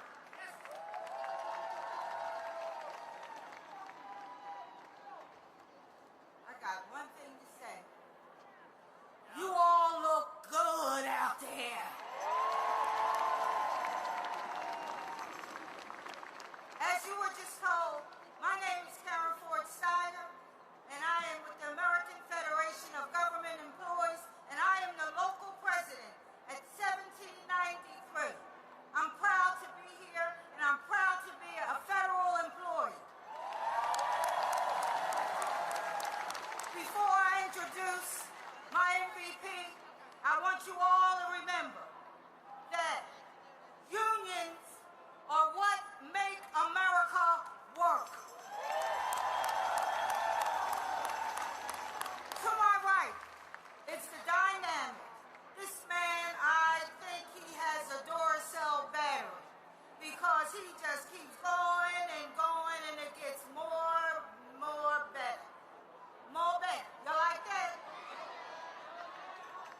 He's the National Vice President of District 3, and that's Delaware and Pennsylvania. Please, it's my honor to introduce Phil Glover. Fired up! Ready to go! This crowd is beautiful. Look at Philadelphia. As federal workers, AFGE represents 31,000 employees across Pennsylvania and Delaware. Our members work in the Veterans Administration out here at the VA hospital. We do VA benefits out on Wissahickon. Our Department of Defense workers over here work out of Robbins Avenue. We do federal food inspection to make sure you don't get sick when you eat. Environmental Protection Agency makes sure your air and water are right. We have transportation security officers at the airports to make sure you fly safe. And right here, right across the way, we have Independence National Park, the National Park Service workers who take care of the history of America. So what the hell is going on in Washington? These people, since January 20th, have decided that you don't need a federal workforce, you don't need the VA, you don't need Social Security, you don't need the EPA, you don't need any of them. It is terrible up there. Elon Musk has come into this White House and taken it over. Who elected this clown? Go back to making cars that don't work.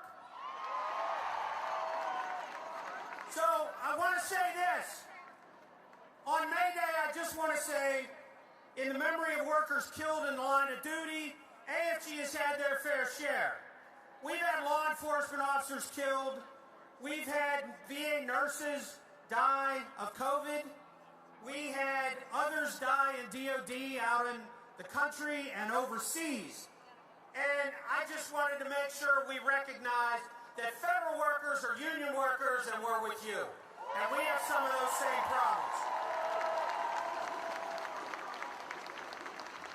President Trump has come into office and fired thousands of probationary employees. These are first-year workers who are just replacing workers who have left. This isn't new workers. He isn't growing the agencies. He's used illegal actions to take away 195,000 workers' contracts. Stroke of a pen. This guy is a menace with a pen. They should take his Sharpies away. Maybe maybe it might be time for the 25th Amendment. They talked about that a lot in the last administration. I don't hear them talking about it now. They have cut NIOSH. How many in here are blue-collar workers? Your PPE, all of that goes through NIOSH. They cut 200 employees out of Pittsburgh. One day, fired them. What are we doing? They have gotten rid of MSHA workers that inspect mines. Where's our mine workers? It's bullshit. They are planning to cut 83,000 VA workers in June and July. Under President Biden, we signed up 1 million veterans under the PAC Act, and now they want to take staffing back to 2019. Any veterans out there? Let's go, veterans, speak up. They want to cut 7,000 employees out of the Social Security Administration. Who's going to process the benefits? Who's going to take care of the disabled? They deserve those benefits. That's what your federal workforce does. I will end with this. DOGE is not auditing anything. All of your friends and neighbors who watch a certain channel think, maybe they're out there, think that they are auditing things and finding waste, fraud, and abuse. They are not. Congress appropriated that money. Congress has oversight of those programs, and his bullshit is just to go in and save his own companies. That's what he's doing. My last comment is this. President Trump has brought forward this executive theory where he's in charge of everything and the Congress and the courts mean nothing. That is not what this country is based on. 3 co-equal branches. 3, not 1.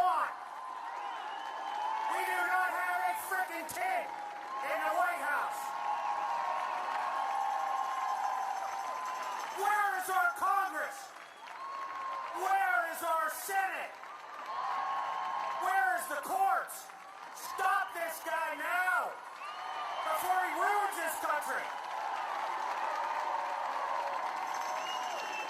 As AFGE, we are going to stand and we are going to fight until the end.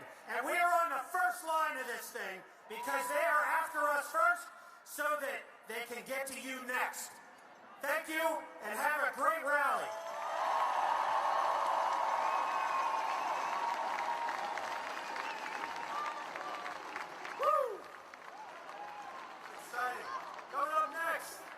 Natasha Oglesby from SEIU 32BJ.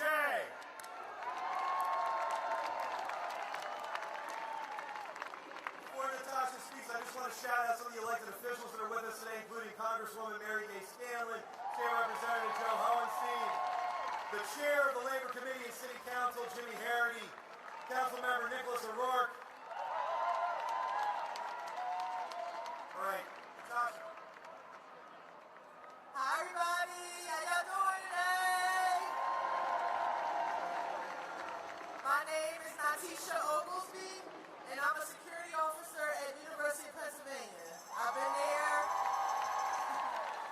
there for almost 23 years, and I've been an SEIU member for 11 years. I am standing here on behalf of every union member to fight for better wages. We are here because we demand justice and celebrate the power of our workers. We are the foundation of this country, and we will not let Musk and Trump tear our country down with their greed and injustice. They want to keep us down and get rid of labor rights, breaking our unions, and silencing our immigrant workers.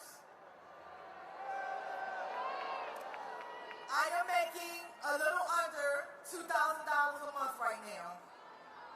My bills are more than half of it. It's really difficult to live. Sometimes you gotta choose whether you are more hungry than you are thirsty, and it's sad. We are underappreciated, undervalued, and not considered high priority when it comes to our livelihood. We are treated like robots, not human beings. We are conditioned to work under rules and regulations set forth by companies that only see money and not value that we bring as human beings. As a direct result of the economic strain we are all forced to endure, I was recently evicted from my home a day before my birthday. It is extremely mentally draining to be living like this. My life is a constant reminder of what I can't do because of the money I don't have. I love to laugh and be around people, and those things are few and far between when this dark cloud of wages is over my head constantly. I think it's ridiculous that it's been 15 years since the wages has been raised from $7.25. It's ridiculous. PA is lagging behind all others when the Constitution is right down the street. We're supposed to be the first in everything, and we are dead last in wages. I think it comes down to greed. Inflation should include our paychecks. We are the foundation of this city, and we're being treated like dirt. Every day, security officers like myself are the first people you see when you walk into a building. We deserve affordable health care, union protection, safety, and respect on our jobs. We are the ones who build, clean, teach, heal, and feed this nation. We've had enough. Enough with the lies, enough with the intimidation. It's time for our leaders to be held accountable and force them to address the real crisis facing our workers. We have to stand together and fight together. We have to shut it down.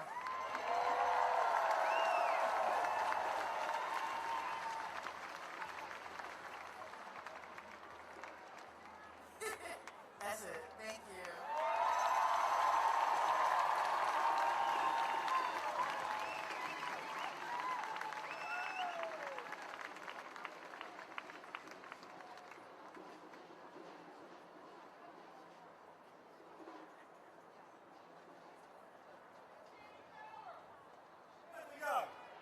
Shout out to Local 1776, my home local. Amazon workers, they gave you a fair contract. Next, I have the pleasure of introducing Lilia and Jorge from the National Domestic Workers Alliance.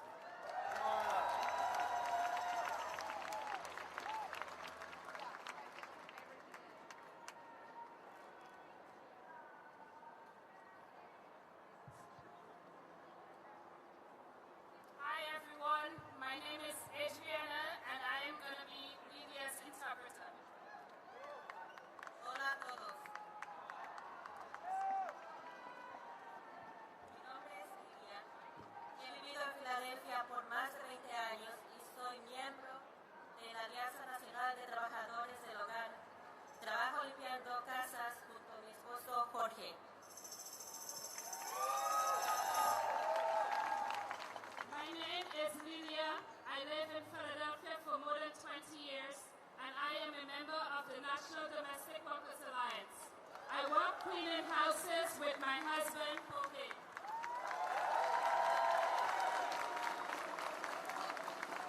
Hoy celebramos el 5º aniversario de nuestra Carta de Derechos para los Trabajadores del Hogar de Filadelfia. Esa ley nos da protección laboral a limpiadores de casas, cuidadores y niñeras por la primera vez, porque hemos estado excluidos de protecciones laborales a nivel federal a causa de la historia de esclavitud en este país. Today we celebrate the 5th anniversary of our Philadelphia Domestic Bill of Rights.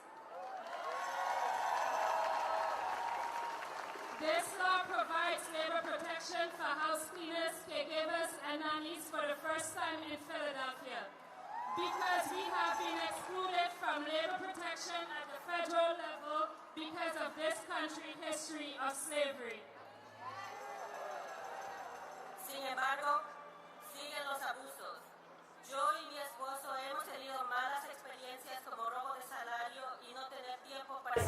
pleasure of bringing up my favorite union president. Trabajadores sufren de acoso, amenazas con deportación y represalias cuando defendemos nuestros derechos. Esto es aún más fuerte a causa de los ataques federales contra los trabajadores e inmigrantes. However, abuses continue. My husband and I have had bad experience such as wage theft and not having time to eat or rest during the workday. Workers face harassment, threats of deportation, and retaliation when we stand up for our rights. This is made even worse because of federal attacks on workers and immigrants. Por eso estamos luchando para una nueva ley laboral en Filadelfia, el Acto Poder, que va a beneficiar a 7,500 trabajadores, especialmente trabajadores con bajo salario. Esta ley va a asegurar que haya consecuencias graves para los patrones que toman represalias y que el gobierno local haga su trabajo para proteger nuestros derechos. This is why we are fighting for a new labor law in Philadelphia, the Power Act, that will benefit 750,000 workers, especially low-wage workers. This law will ensure that there are serious consequences for employers who retaliate and that our local government does its job to protect our rights. Con el liderazgo de nuestra patrocinadora principal, la concejal Jetta Brooks, ya ganamos nuestro primer voto y vamos a ganarlo todo el próximo jueves 8 de mayo. With the leadership of our prime sponsor, Councilwoman Kendra Brooks, we already won our first vote, and we are going to win next Thursday, May 8th.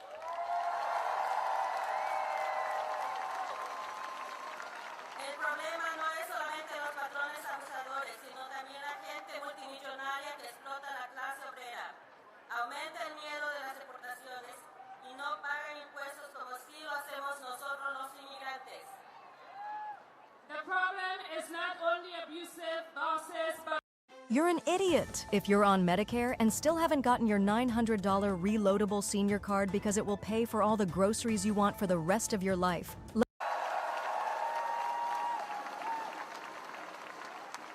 Por eso, apoyemos el impuesto para los ricos, introducido por la concejal Brooks y el concejal Nicholas O'Rourke.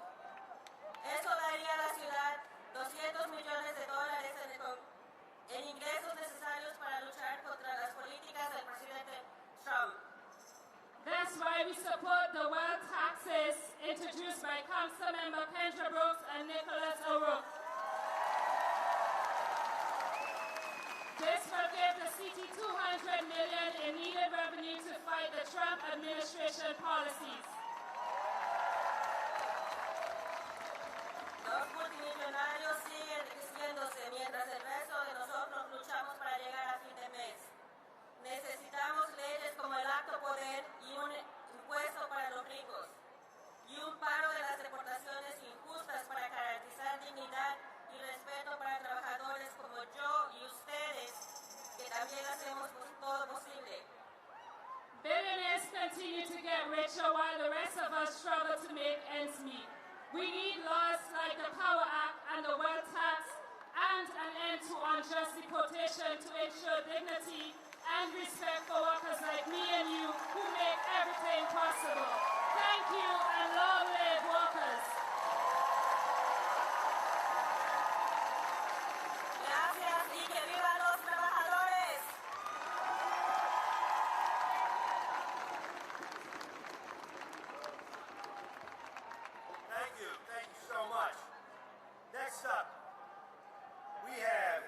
advisor from AFSCME Local 2186.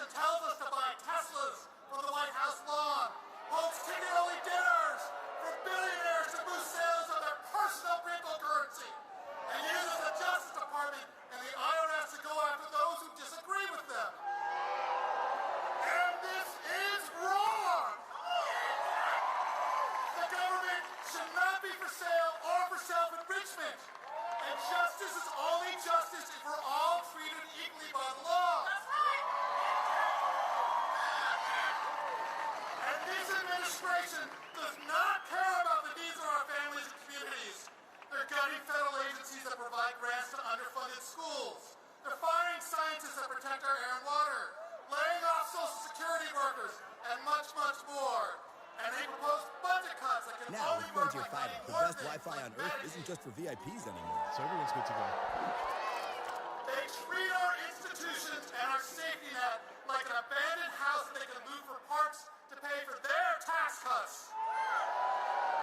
And after they've stolen all the furniture, stripped out the wiring and the plumbing, and ripped off the roof, we're the ones that still have to live in it. Well, guess what? We don't want our house torn down. We need these programs and safety nets. We need funded schools, clean water, healthcare, retirement security, and more!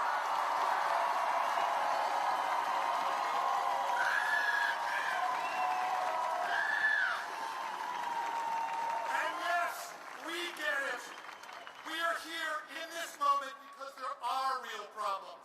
There are many people left behind.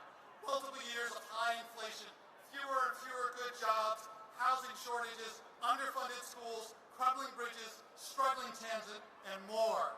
There is legitimate frustration with past promises that have not been met.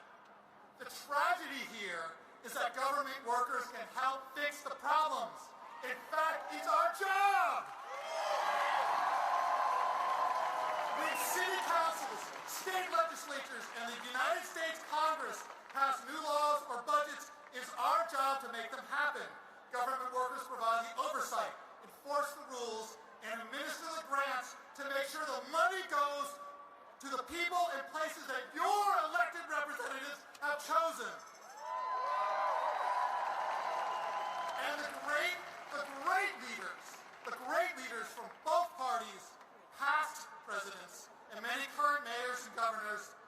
They know this. For more than 150 years, they have used the civil service as a valuable resource. Government workers have decades of on-the-ground experience with businesses, schools, communities, and more. We do the research and provide the insights that help make their policies informed and effective, that make for meaningful changes work. Well, guess what? Government workers can't help fix the problems if they're being fired. And government workers can't fix anything if they're being bullied and stripped of their bargaining rights. Hear us. Unions provide invaluable protections to both workers and the American public. They empower workers to speak up when the law is being broken. The collective voices and power of unions help to stop those who think they are above the law. Imagine where we would be if federal workers said nothing when DOJ attempted to access our private Social Security data, the bank accounts of the United States Treasury, or gutted the Consumer Protection Bureau. And for the sake of our communities and our families, we make this demand. All reasonable and compassionate elected officials from both parties should tell this administration to stop these attacks on government workers.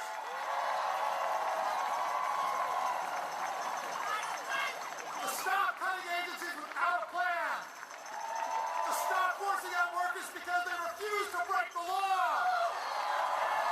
To stop attempts to strip workers of their collective bargaining rights. And we demand that compassionate leaders from both parties work with the civil service. Government workers are not opposed to improving efficiency or making needed reforms. We welcome them.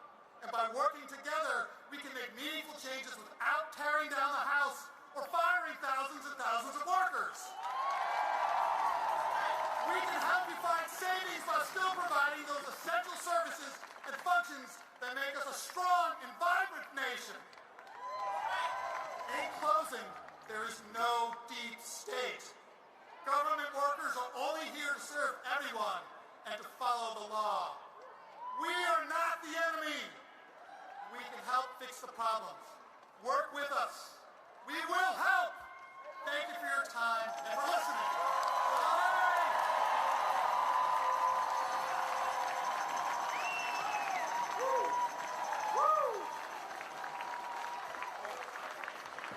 Thank you, Jack. Thank you, Jack. I'm now honored to bring up to the stage Kathy Black on behalf of the Pennsylvania Associate Alliance of Retired Americans. Kathy Black.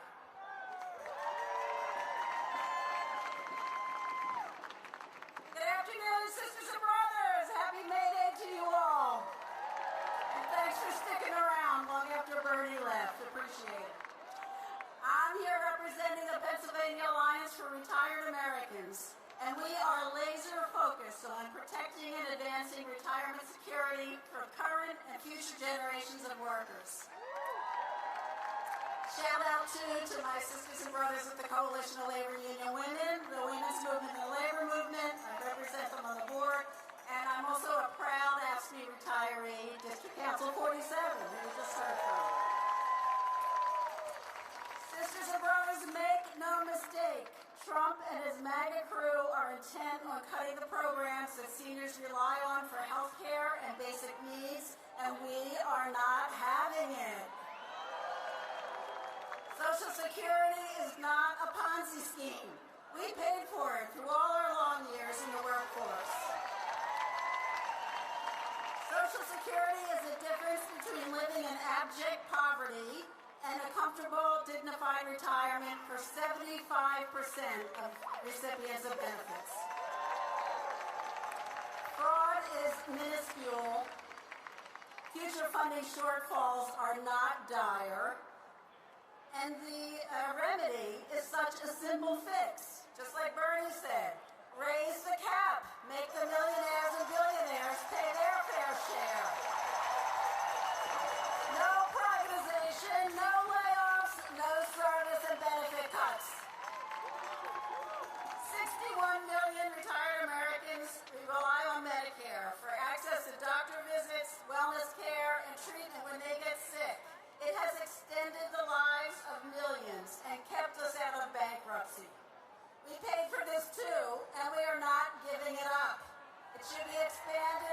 got cut.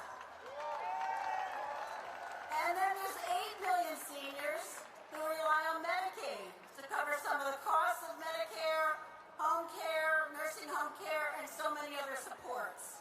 It provides basic health care for millions of disabled Americans and more than 31 million children. And believe me, if there's anything seniors care about more than their own well-being, it's that of their precious grandchildren. None of this is waste, fraud, or abuse. It's the bare minimum a society should deliver for its people.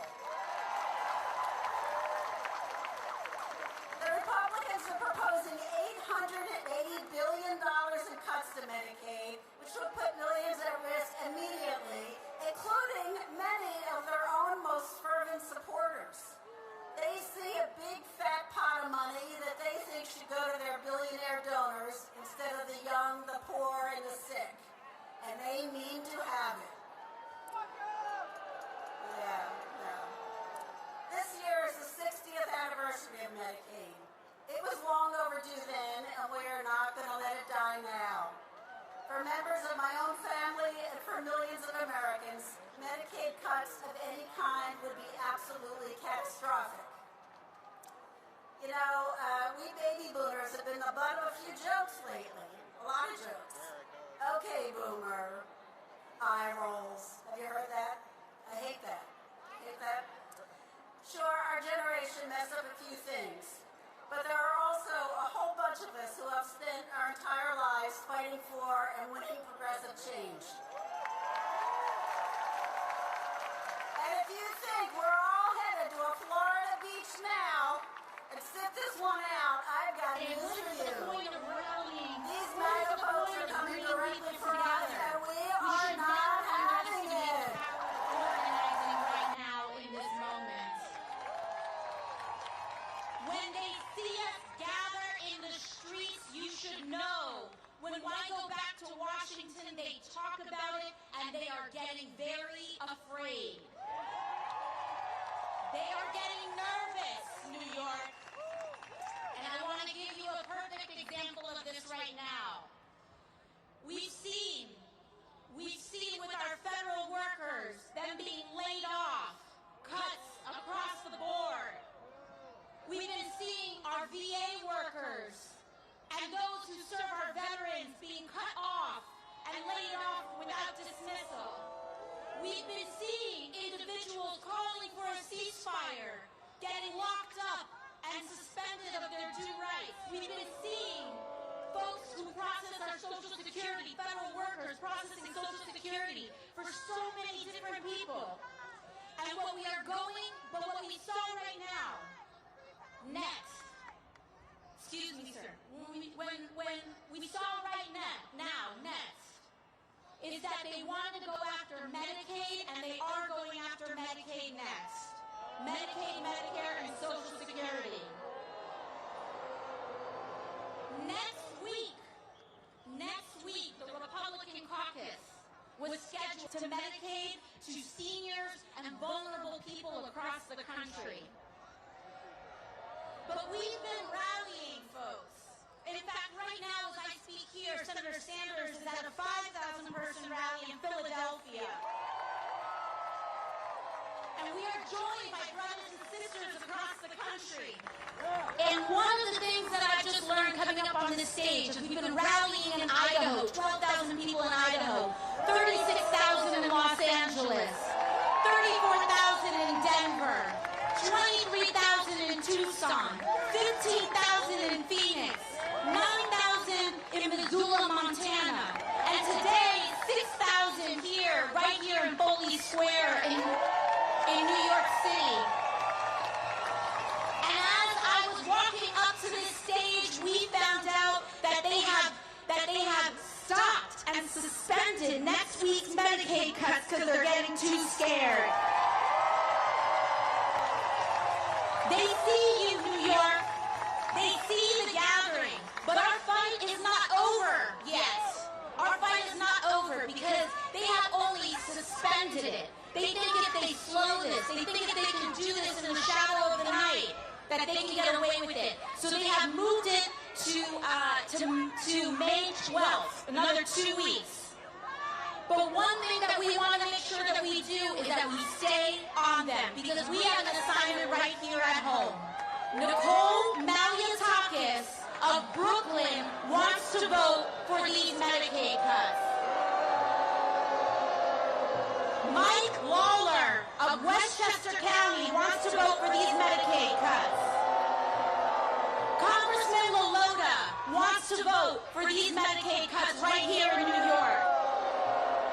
So we know that our assignment now is that they get a strong message. They vote for this, they're gone next year. We're giving them the boot next year. So if they want to stay, this trash has got to go. And I believe in you, I believe in us, and we will do this. Thank you all so much.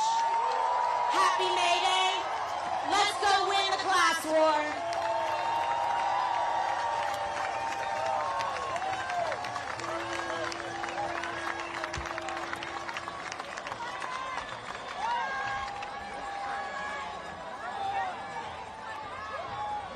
Wow, thank you to our Congresswoman Alexandria Ocasio-Cortez. Not forgetting where she came from. That was kind of a wild thing, was it not? Yo, when immigrants are under attack, what do we do? When unions are under attack, what do we do?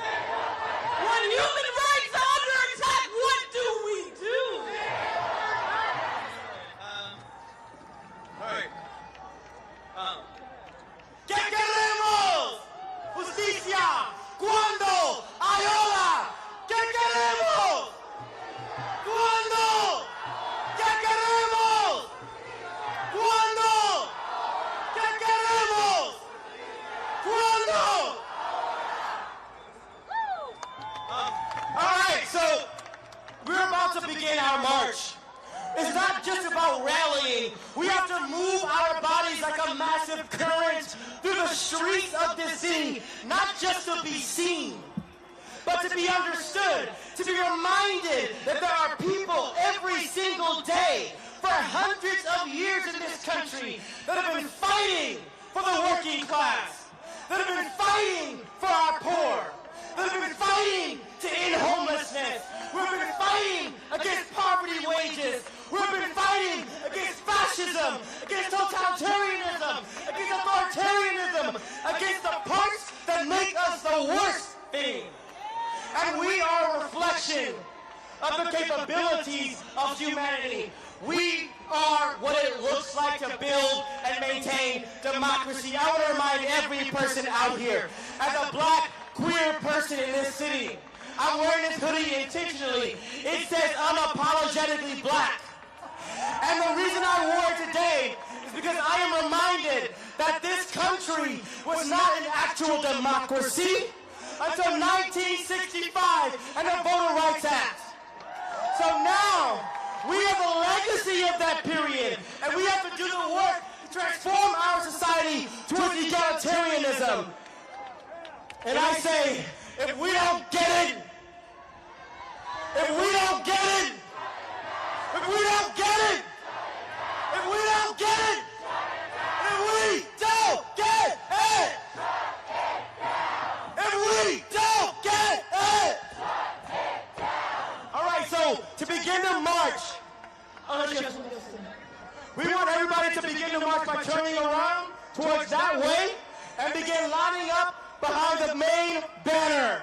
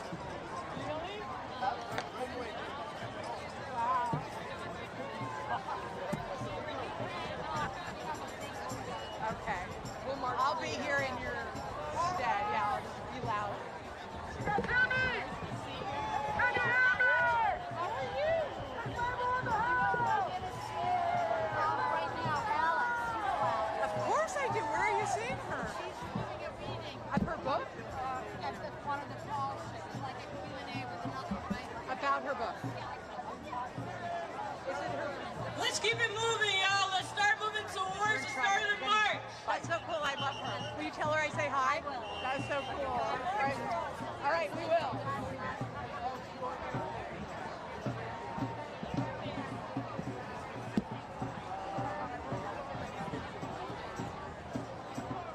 Section 1, can you hear me? Section 1, can you hear me? If you can, we need to start marching towards the exit of Foley Square towards Broadway to make room for the other sections.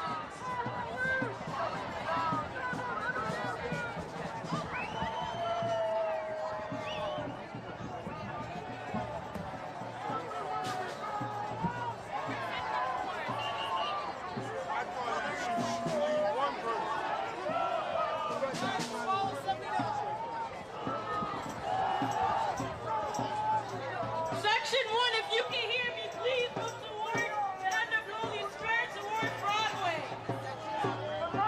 We have to make space for the sections 2, 3, and 4.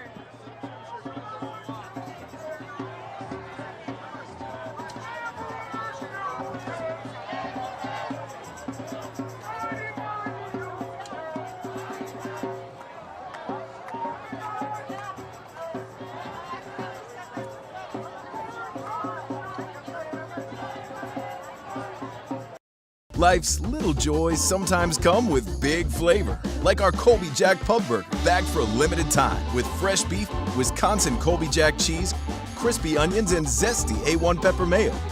Get it before it's gone at Culver's.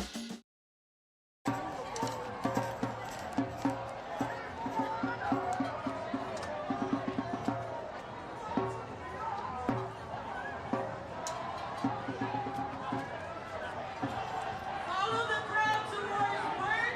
We're going to make a left towards Broadway to Battery Park.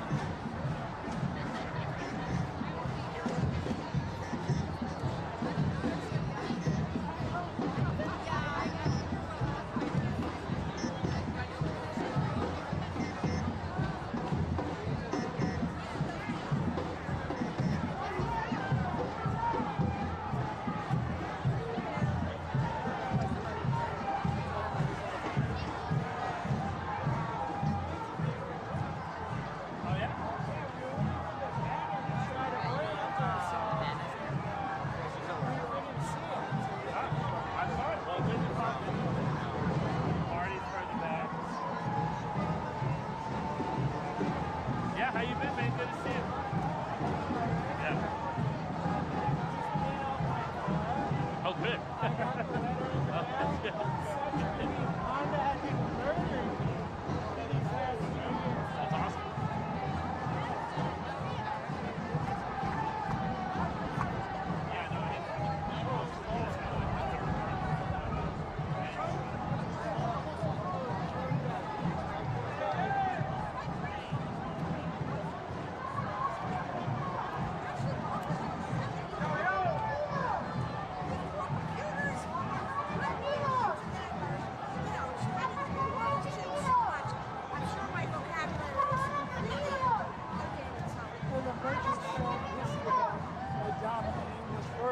Okay, vamos a ver some, what is it, when you say,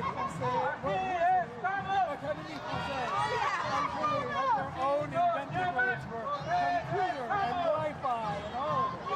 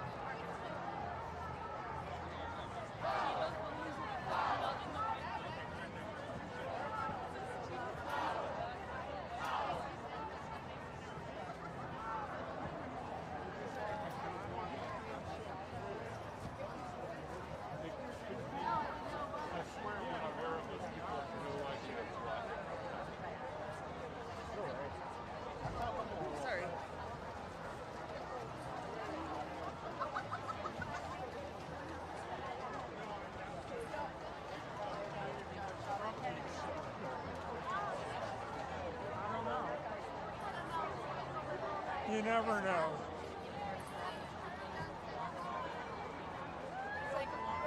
Here's a guy who's addicted to heroin and he wants to take away narcotics.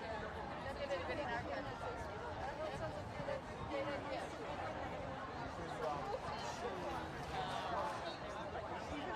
That's disappointing. Proudly.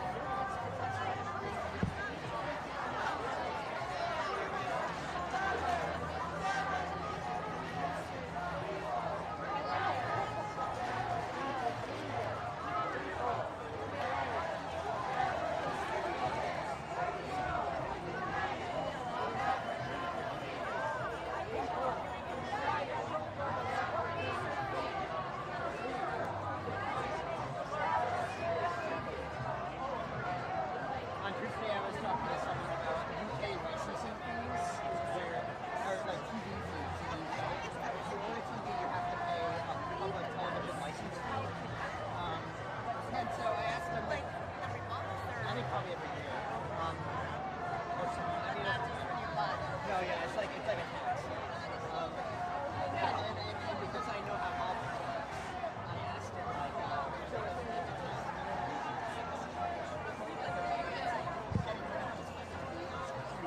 he was like, yeah, there is. They like, all their, he said all of their constituents are That's right, yeah. This is where Alexander Hamilton was from. This is what democracy looks like. This is what democracy looks like. This is what democracy looks like.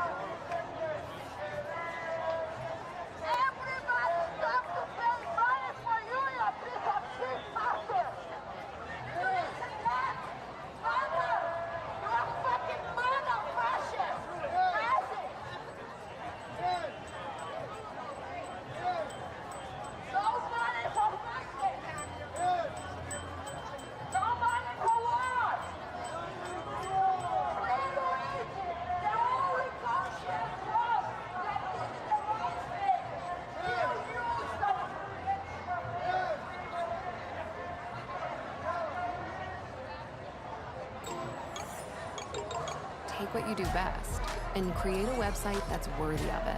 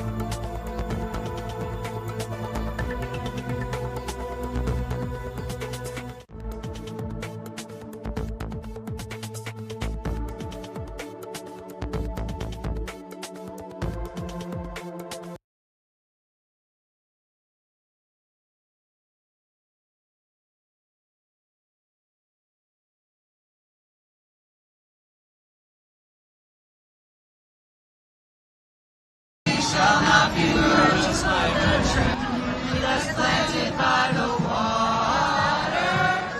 We shall not be moved. We shall not be moved. We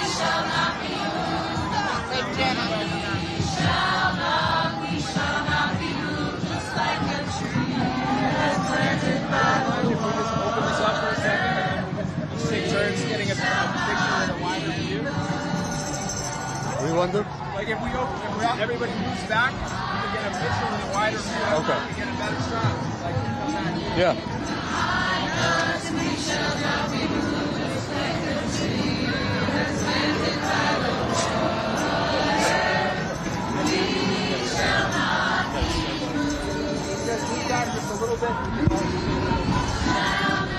We shall not be moved. We shall not be moved. Like a tree that's planted by the water. We shall not be moved.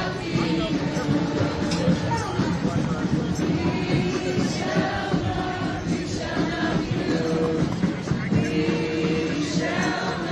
We shall not be moved. Like a tree that's planted by the water. We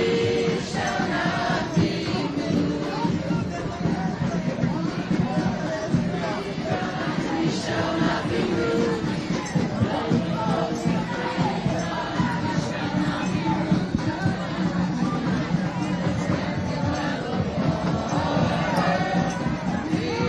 shall not be moved.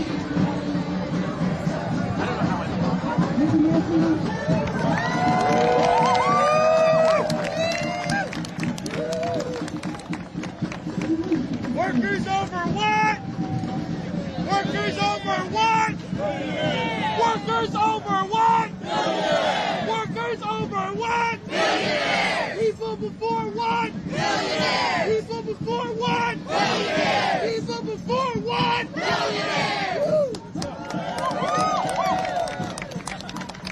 Immigrants before what?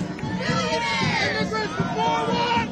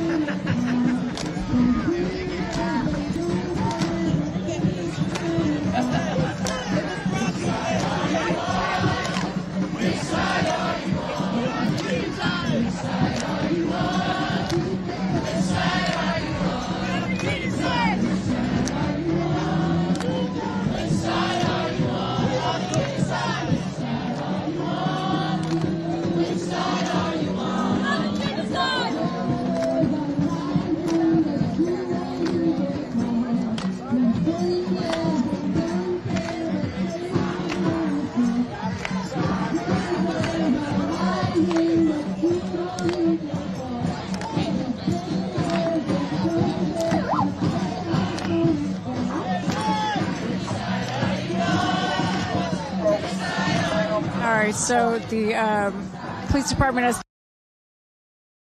come back with their bullhorn. We're going to try to get closer.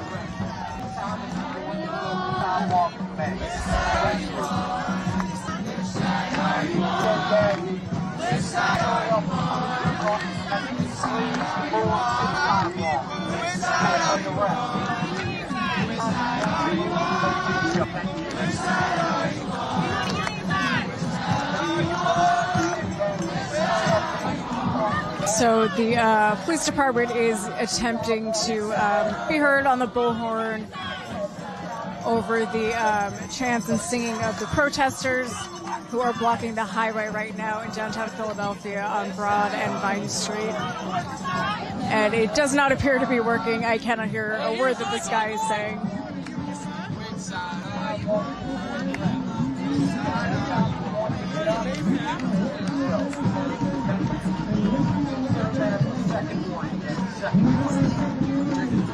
So what I got from this, all we hear is oink, oink, again, oink, oink. second warning apparently.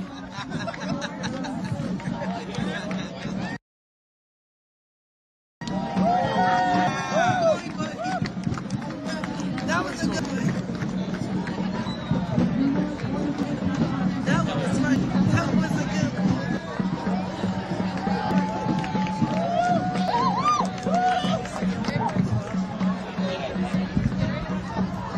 When they gonna release the video on this? It's being live streamed right now.